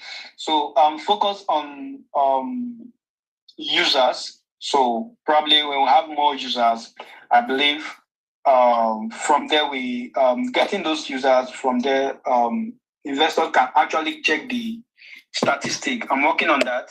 So investors want to know how your project is working and how many users your project can attract, the volume and all of that. So I'm working on that, and also planning on adding more features to Fiat wallets to make it more useful. Yes, that is it. Amazing, I love that. I'd like to say, I'm a fan of the lean startup method, and I just posted a video. I had did a podcast with one of our investor judges a while ago, and I don't know if you read that book, The Lean Startup Method, and it's all about introducing like one feature at a time and testing it, and then seeing whether your users actually want it. Because I think, especially in the tech world, a lot of technical founders get so excited about building feature after feature after feature after feature, and then when it comes to go to market, they've got this massive machine, and then investors or partners are looking at it and they're like, what is it that you do, and who's using any of this stuff? Right? And you've spent 6 years building all these features and no one's using it. Like, how are you going to go to market with this, or how are you going to scale, or how, so investors look at that. So I think it's always good to like build out one feature that your customers absolutely love, need, and want, and then maximize on getting as many customers in on that feature. And then as naturally the feedback from those people using that feature, you'll know what they want next, and then you build the next feature. So I definitely, again, just focus on, I love technical founders. They like the same. They will just build. Technical founders will just build. They don't care about money. They don't care about sales or nothing. And they'll just keep building out all this tech. And it's like, but no one's going to use it, right? So definitely just be aware of that. That's great advice. I totally agree. Technically, founders will just build. I feel like there's a T-shirt in there. We're gonna have to launch some Lorraine one-liner shirts, I think, or bikinis or something. But yeah, I totally agree. And look, everyone may not have considered getting funding, but look, there's two ways you're going to do things. Is you're going to run a business from your pocket, or you're going to run a project that never makes any money. Or three ways, or you're going to start a business and then it's going to get traction and scale naturally, and at that point you would need investment anyway. So it's always good, I think, to have that perspective in mind and just have something in parallel.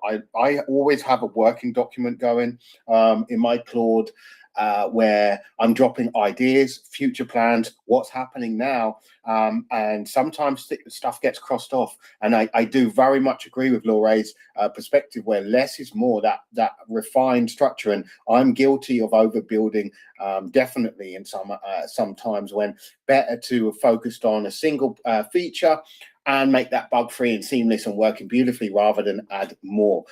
So have those documents going rather than build, put them in a list and keep comparing them and offering them to your users. If you get some traction or feedback, add them. But I imagine oftentimes you're going to be crossing stuff off. You're actually going to be removing stuff where less is more. So definitely great advice from Lorraine. And this is the power of having eyes and ears on so many projects. You get to really know what people are looking for and cut through the noise of founders. And with AI and everything else now, it's so quick and easy. Oh, I could just create a quick app and add that on. And it's like, boom, and you've done it and you spent 6 hours doing it and, you know, a couple of 100 credits or whatever, when actually if you'd have spent that same time doing some marketing, whatever, you may have got more ROI on your time. So easy trends. I really appreciate you coming for that. Definitely DM Lorraine and let her know more of the technical sense of what you're doing, or me, and you know, we'll probably do some deck building sessions. I think we need to do some more like live educative spaces.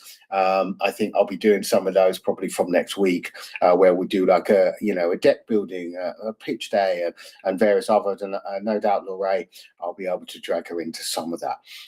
So another incredible space so far. You, Me, and Web3 episode 80. What a fantastic episode to have as episode 80 as well, with so much alpha and opportunity.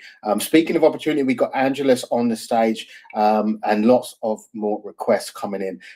If I do rotate you, it's nothing personal. It's just so we give everyone equal opportunity to grab a mic and get involved. So with that said, Angelus, you got your hand up, brother. The mic is yours. No doubt, Chief, you're going to have to chime in here as well, because you may be hearing alpha about your project. Oh, we're not doing the 60, yeah. And then over to Quakey Collective. Yeah, go on, Angelus. You want me to do a 60-second show, or do you want me just to talk? Yeah, you got 60 seconds on the clock, baby. All right, cool. You ready? Epic Finds Emporium. Right, okay. Epic Finds Emporium isn't just another store, it's where art, lore, streetwear, NFTs, and digital culture collide. From Kryptonia inspired merch to Solana Sky Pilots designs, custom drops, posters, phone cases, hoodies, collectibles, creator-led products. Everything is built with identity, story, and community behind it. This is for the people who don't want generic, for the collectors, builders, gamers, artists, and Web3 explorers who want something with a pulse. Every purchase supports independent creation, original world building, and the expansion of projects like Howlers of Kryptonia and Solana Sky Pilots.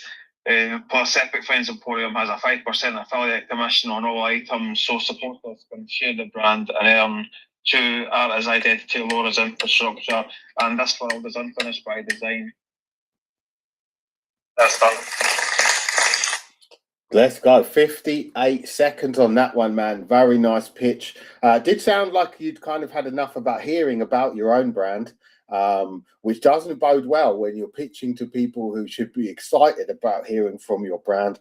However, I know how passionate you are, and I also know it's getting late for you, man. But Lorraine, any You would have got a better result at the start. Yeah, bro. I hear you, man. I know what it's like for you, bro. So absolutely no stress there, man. But look, reading off a sheet's different from actually talking about it. It might be better just to have a Q&A. yeah, I hear you, brother. I hear you, man. But no, great pitch. And Lorraine, any feedback? Yeah, I know it's really late here, so I kind of get like the lack of enthusiasm and the monotone, like this is what we do, and listing all the features and everything like that. It did kind of sound like, yeah, you definitely want to always be selling, like when you like if you're coming out to pitch, and sometimes as well, it's like you only get that one opportunity. So like if you're not feeling it, sometimes I feel like, you know, just leave it until you have like more energy, whatever. Yeah, but it sounds, you know, you're building something. But you definitely need to have the intonation, you have to have the ups and the downs, and like keeping it, you know, like being able to keep people engaged. And absolutely, we love Q&A. But that's why the 60 seconds is so important, because the 60 seconds is just to like entice people to start asking you more questions, right? That's really what that's about. But yeah, no, overall, like, and you know, you're building something amazing with lots of features. So yeah, good on you, and I'll be following your journey, and I'd love to learn more. Nice one, Laura. And I think as well, rather than just leave it there, because he's doing some fantastic work with Chief. So Chief, I don't know if you maybe want to QA Angelus around what he's doing for your collection before we move on. Awesome, yeah. Angelus is doing art for Solana Skypilot right now. We also talked about it a lot on Skypilot's space itself. And so there is this sneak peek. You can already check on Solana Skypilot Discord. We have made so amazing 1-1 for like 46 communities already. And from tomorrow, you will gonna see the sneak peek itself posted by all our partner project on their Twitter. And we are targeting like 101 art. And from tomorrow, you will gonna see the sneak peek itself posted by all our partner project on their Twitter. And we are targeting like 101 art out of 1,000 NFTs. 100 will be 1 and 900 will be generated. And thank you so much, Angelus, for helping me out on that. Told you that wasn't possible. That can't be done. The ones I've gave you, that's the ones that you're going to get. You're not getting more than that. I also wanted to say one thing. I can't even understand your 5-minute pitch. How did you do 1 minute pitch, bro?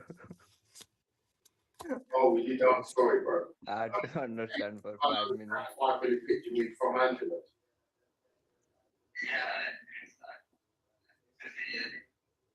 Yeah, it's a deep. Oh, were you done? Sorry, bro. When you say you can't understand the 5-minute pitch, you mean from Angelus? Yeah, it's hard to hear his pronunciation. Yeah, it's a deep ecosystem. Everyone. It's a deep. I was gonna say as well, you know, there's certain accents as well. This is the thing about being self-aware of the type of founder you are, because there's certain accents like the Scottish accent, also the Indian accent. Like typically people find it difficult to understand, especially if you're speaking very quickly, and especially if you're not using tonality in your speech. So just being aware of like who you are as a founder is really key. And if you know you have one of these more difficult accents, you need to really work on your tonality and Sometimes, how you're presenting your pitch or your show. Great advice, Lorraine. And that's what it comes down to, that practice. And sometimes, Aquavox, if you've got a role, man, big up, bro, where I'll hit you in the DMs. But you know, when it comes to your accent and delivery, that's where, you know, slowing down and just taking more time to dig into each sentence and word is really, really important, because it doesn't make any difference as to what you're building and how powerful you are, but it's the number of people that are going to understand what it is that you do. So definitely bear that in mind. And it's not just accents, it's everyone. Speaking too quickly is always the thing that gets most people, I find. And so just slowing down in itself will usually define all those other problems that we mentioned as well. So no, great work, guys. And I wanted to keep it moving. We've got Extra AI and Alexi on the stage. And before we go, we do have to say hello to Quakey Collective Poker Club. They've been extremely positive here. Quakey Collective, and then over to Extra AI, and then keep it moving. But Doug, how are you doing, bro? Oh, Thomas, you think I'm going to talk about poker, don't you? I don't know, man. But I'm not. Let's go. I'm not. Quakey Collective You know what? All of the core members, we have to know about the other things that are going on in the Quakey Nation universe. So I'm going to hit you up with something you haven't heard about yet. Oh, damn, let's go. Tell me when you All want me to right, start. if you're ready, you know what the sounds are. This at the beginning and then 10 seconds towards the end. The mic is yours. The time starts now. Lorray, my name is Douglas McMahon. I am Lord Galaban everywhere online. You might think I'm here to talk about poker. No, I'm here to talk about the board game that the Quakey Collective has put out. It's called Quakey's Adventure. It is a board game that's already been produced. We have 500 copies sitting in New York right now. We've already mailed them out to all the people that did the pre-sale. We built a board game that is a mixture of Chutes and Ladders with Jumanji. We have videos already made of unboxing. We have videos made of the people playing, and it is already selling. So Quakey's Adventure, a game that can be played from ages 5 and up for people 2 to 6 players. That's what I'm here to talk to you about. I didn't realise I left my phone. I was sitting at my PC. Like, where's my thing? That's well under 60 seconds. That was under 60 seconds. Great. Sorry there, guys. But yeah, carry on, Lauren. I didn't realise I left my phone. I was sitting at my PC. Like, where's my thing? I had to put my phone down. That was under 60 seconds and a great shield. Sorry there, guys. But yeah, carry on, Lauren. Any questions, Lorray? Amazing pitch. I love the energy. I love the setup. You know what? Americans are very good at pitching because you guys are like a part of the fundamental of your country is like sales. So I feel like a lot of people they already know how to kind of do that salesy thing, but it's great. And I love that you got the numbers in there. So I guess my question is just, what made you start this? And I guess, in terms of the production of the board games, like what does that look like? Do you have a manufacturer, or is it like Shopify? You go through Yes. Uni-Fy and it's like pre-order, or like I'd like to know more about your distribution. Well, we actually had it created by one of the major members with the Quakey Collective core team. Him and his daughter actually created Quakey's Adventure. And it was something that they just put together, and over the last year and a half, we've been putting it all together with the core members. Each of us has a little bit of input as to what it would be like and what the characters should look like, what the board should look like, what type of packaging that it should be. And about 5 months ago, we went ahead and we did production. It is out of China. We got the first 500 boxes already ordered. We manufactured them. We got 25 of the boxes in just for the pre-sales, and we sent those out to the people that actually paid for the pre-sale. So we have a working product. We have the actual board game in our hands. I actually have one at my house that I haven't even opened yet because I haven't done the unboxing.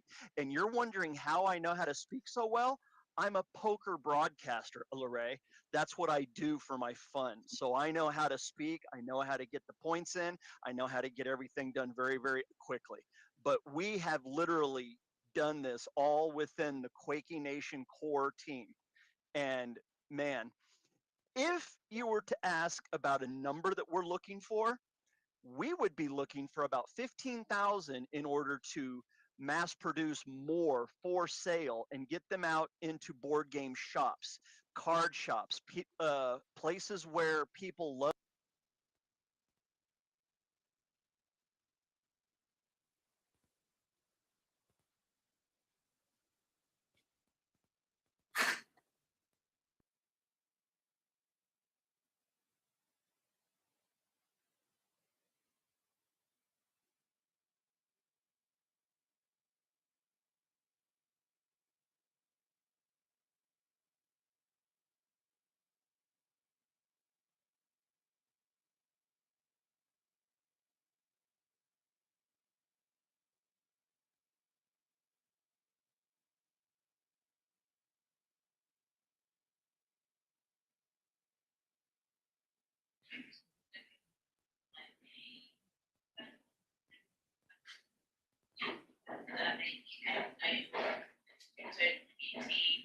Also then venture capital investment, or even yeah, or even what Tony talks about, like debt financing.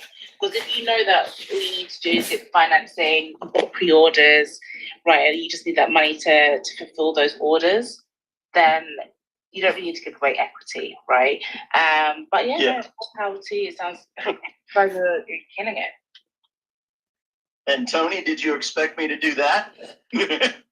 If you were talking to me, I did not. Tony did have to leave, unfortunately. But yeah, I mean, I was not expecting. I'm sorry, Thomas, No, you're good, bro. But no, that was a really, really good shield, unexpected as well, man. I appreciate you coming up. And Laura, to answer your question, he's doing I guess a community funding round through an NFT launch on the Uni-Fy Launchpad, coming up very, very soon. So if you did want to speak on that quickly, Quakey Collective Poker, then you can, Doug. And then we will go over to Extra AI, and I'll start bringing up some of these other listeners, some of these other requests as well, bro. I'll give you 20 seconds. Quakey Collective Poker Club. This is based off of Club GG. We're going to have poker tournaments that are not free rolls. It's going to be for people that actually pay to play the poker tournament.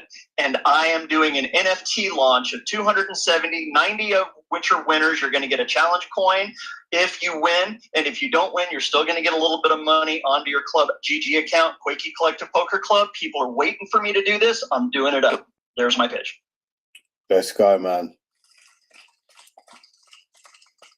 You heard it here. Thomas, I got to get out of my truck, so I've been sitting here waiting in the truck just to speak. I'll talk to you later, man. I'm going to drop down. Yeah, big up, brother. Appreciate you. And thanks again, man. We'll be on a call tomorrow to confirm some details. But yeah, we keep it moving, legends. Umi and Web3, episode 80. We had Tony Biola with us, our eyes and ears for VCs.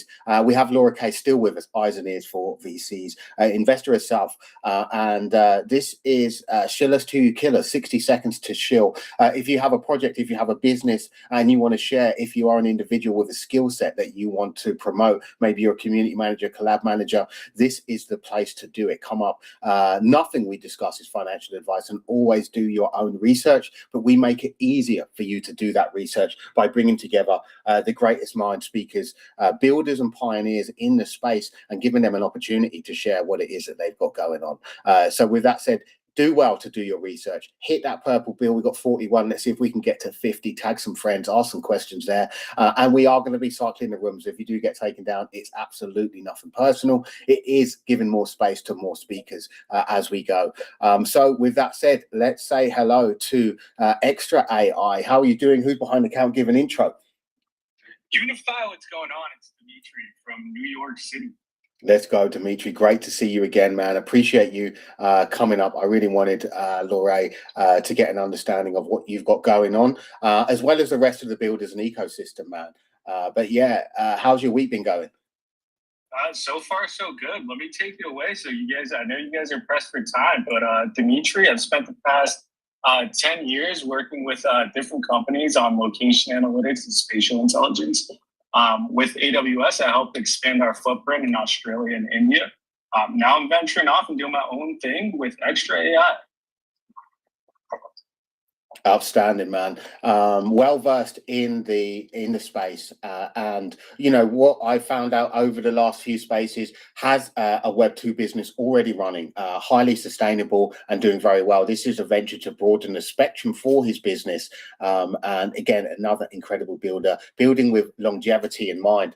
With that said, brother, if you're ready, you know the sounds you're listening for. Are you ready? Boom. Let's go. The mic is yours. Awesome. Again, my name is Dimitri, founder of Extra AI. It's a DPIN designed to extract intelligence about the real world using existing infrastructure, cameras and sensors that are already installed in business. Our model is simple. We offer the businesses models, AI models that enhance their capabilities. It can help their cameras detect foot traffic, hazards, spills, or maybe even, workers who are at leisure. And in return, we find parking in live time. Right now, we're raising $1.5 million. for the purpose of capability building and expanding our network. Boom. That's all I got. I'm driving, so let's try to freestyle. Boom. No, that was really good, man. That was 47 seconds. I paused it out there. So massive congratulations on the pitch. And yeah, you got the numbers in, you got what you're doing in. Lorraine, any thoughts?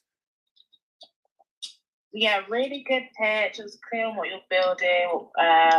Problem you're solving to some extent, but yeah, like that you did your ass there. So I don't know if it was just me, but it cut out a little bit. So I don't know if that was just me. But yeah, it's great to hear. So in terms of like your next milestone, like what would you like to achieve by the end of this year? That'd be lovely to hear. Yeah, so right now we still operate our legacy model. So we started during COVID. We businesses in New York shut down with the lockdown. They didn't know when to reopen. We offered a service. We tap into your cameras. We monitor the foot traffic. Subscription model. So our goal is to start, and then right now we started working with advertising companies. So digital out-of-home marketing. These big signage companies. Their problem was they didn't know how many impressions their ad was getting, how many views. So we started using public cameras to solve for some of this, and there's just a larger opportunity there. So we want to pivot our customers from the existing model over to this new model where they have the opportunity to earn revenue with tokenomics and this Web3 space, and then expand from there. So our biggest goal is if we can move 100 customers, even from New York City alone, into this new model, prove the concept, get them excited, get them happy about it. I think there's a big future there. Nice. It's good that you're focused on customer acquisition. Definitely, I think it would be nice to get some of those big names in there, maybe some big partners. Some B2B clients, I think would be really good. Yeah. In terms of like revenue, have you thought about like how you're making money from this, or can you disclose that? So we are making money today with a subscription model.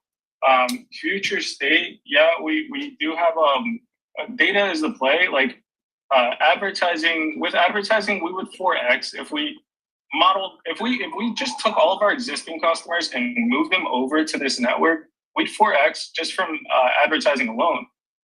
So if there were more capabilities, which we suspect, just because of the nature of data and today and real-time data, we suspect there being more capabilities. But right now, that is our straight path that we see, and that's worth it. That's where we're going. Okay, I love it. I think definitely work on those partnerships, work on getting really strong partnership. And yeah, I think it sounds like you're heading in the right direction. So it'd be great to just follow your journey. And yeah, I think Thomas trying to set up something so that we can look at some of these pitch decks. Sometimes I'm quite a visual learner, so it's good to kind of look at the deck. But definitely, let's stay connected. Love to learn more. There we go, man. I love it. And appreciate you, Lorraine. I know it's definitely getting late over here as well, but this is exactly the beginning of the vision I've had for Uni-Fy. I will be opening a portal for you to submit decks. In fact, I already have the quiz, the investment readiness quiz. So I'll share that out in the comments before the end of the space where you guys can go through there and sort of, it will give you a score at the end and let me know where you're at, and collect your decks, and then they'll be presented to Lorraine and the rest of the squad, and Tony as well, for review. So bear that in mind tonight. If you do have a deck, get it ready. If you don't have one, definitely head over to Notebook LM, even Claude or ChatGPT at this point, and just ask them to put it together. If you've never worked with any of those AIs before, ask it to ask you some questions so it can understand and build a knowledge base around your business before asking it to generate the actual deck.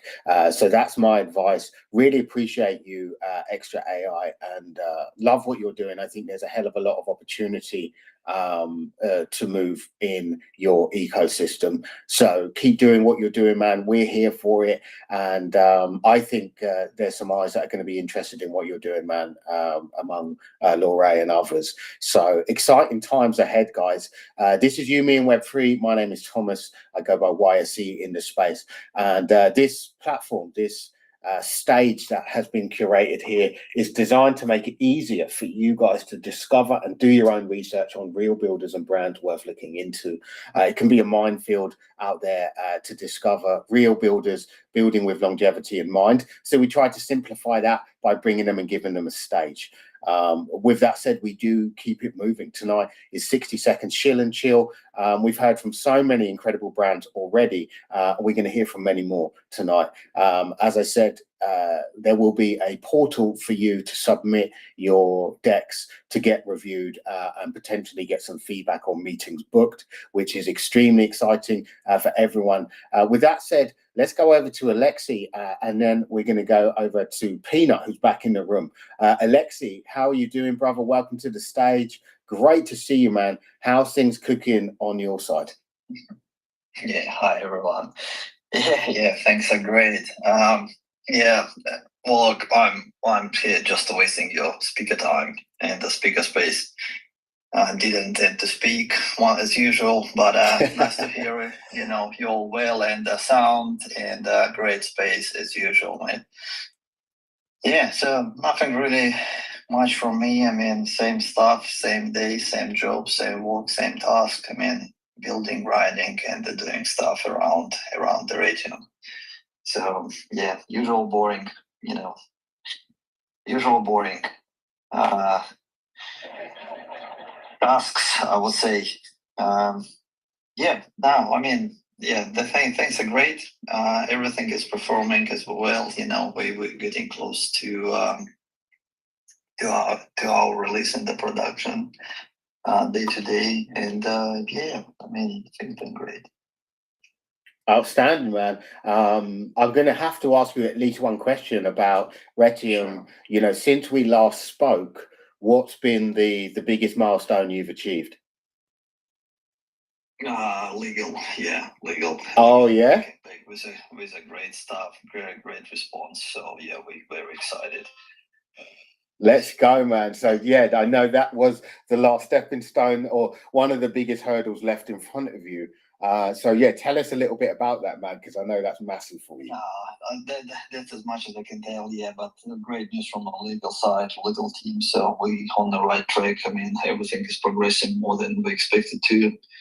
So yeah, very happy with what's marking up, and yeah, very soon we will be dropping big reveal. So just to stay tuned with us. I mean, there was, as you just mentioned, there was one of the last stopper for us, but now we can move ahead.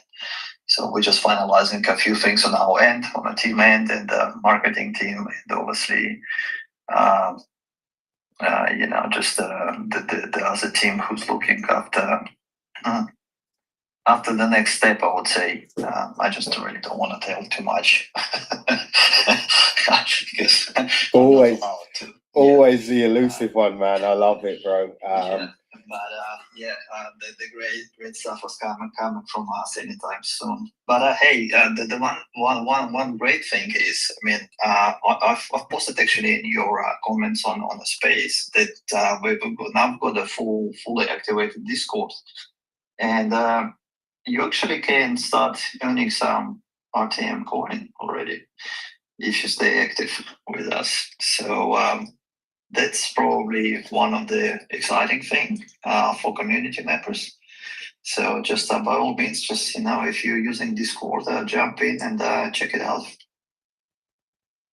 I love it, man. I've pinned that to the top, guys. You know, Alexi, you know, Retium, he's been in our spaces now for a long time and consistently building. So Discord's open. Go jump in there. If you want to know more, if you want to do your research, that is the place to do it and to start earning what could potentially be bigger than Solana. So obviously nothing here is financial advice, and always do your research. I don't know. I mean, I encourage people not to, comparing us and tell us like we're on a fight and on a mission just to overcome someone. I mean, Raytheon, building its own path, and we're building it just differently.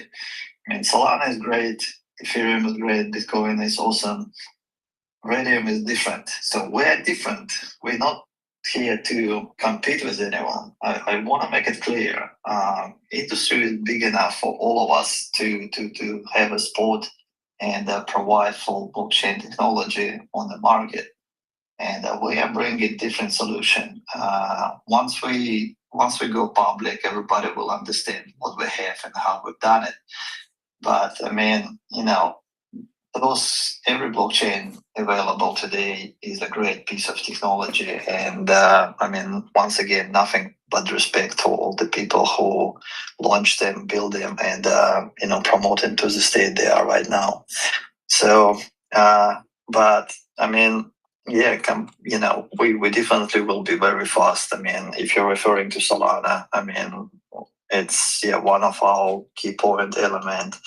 We will be very super scalable, but that's for some other day, just to talk about Raytheon and how it's built and etc. etc.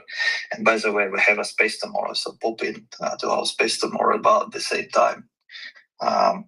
So we will be running it on now from under the Raytheon account. But for now, yes, I mean, just wanted to stress it out. Two things, in Discord. One contributor program is opening and starting from the 1st of the next month, which is a few days away. If you're good content creator, come in, submit your posts, and start competing for the prize. We have three prizes, 3 places to win the prizes, and it's about $500 lot for prizes dedicated there. And once again, if you are, community member and want to contribute, I mean, you always can make yourself some coin. Yeah. Let's go, man. I love it. Another real builder legends. Do well to check him out. Go check out Retium. I've pinned up the tweet to their Discord as well. It's the most recent one on the Jumbotron. So jump in there, join the Discord, send DMs, get in early, because these are the opportunities that are on the stage. Catch them before the curve goes parabolic. And congratulations, man. Massive congratulations. We definitely need to get on that call, bro. So we can lock in those next steps. I'm excited for you, bro. Really, really excited. Congratulations. Yeah, appreciate it, Thomas, as usual. You've been nothing but great support to us. But yeah, I mean, nice to be here once again. I can't be here. Probably you will see me much more rare now. I mean, the time is really getting to my space, and I'm trying to be everywhere at once. But yeah. Once again, nice to catch up. Nice to see everyone. New people. Nice to meet you. For now, let me shut up and I'll be listening quietly. Thank you. Awesome, man. Yeah, go on, Laurie. Oh, did you unmute, Laurie? Mic check. Can everyone hear me?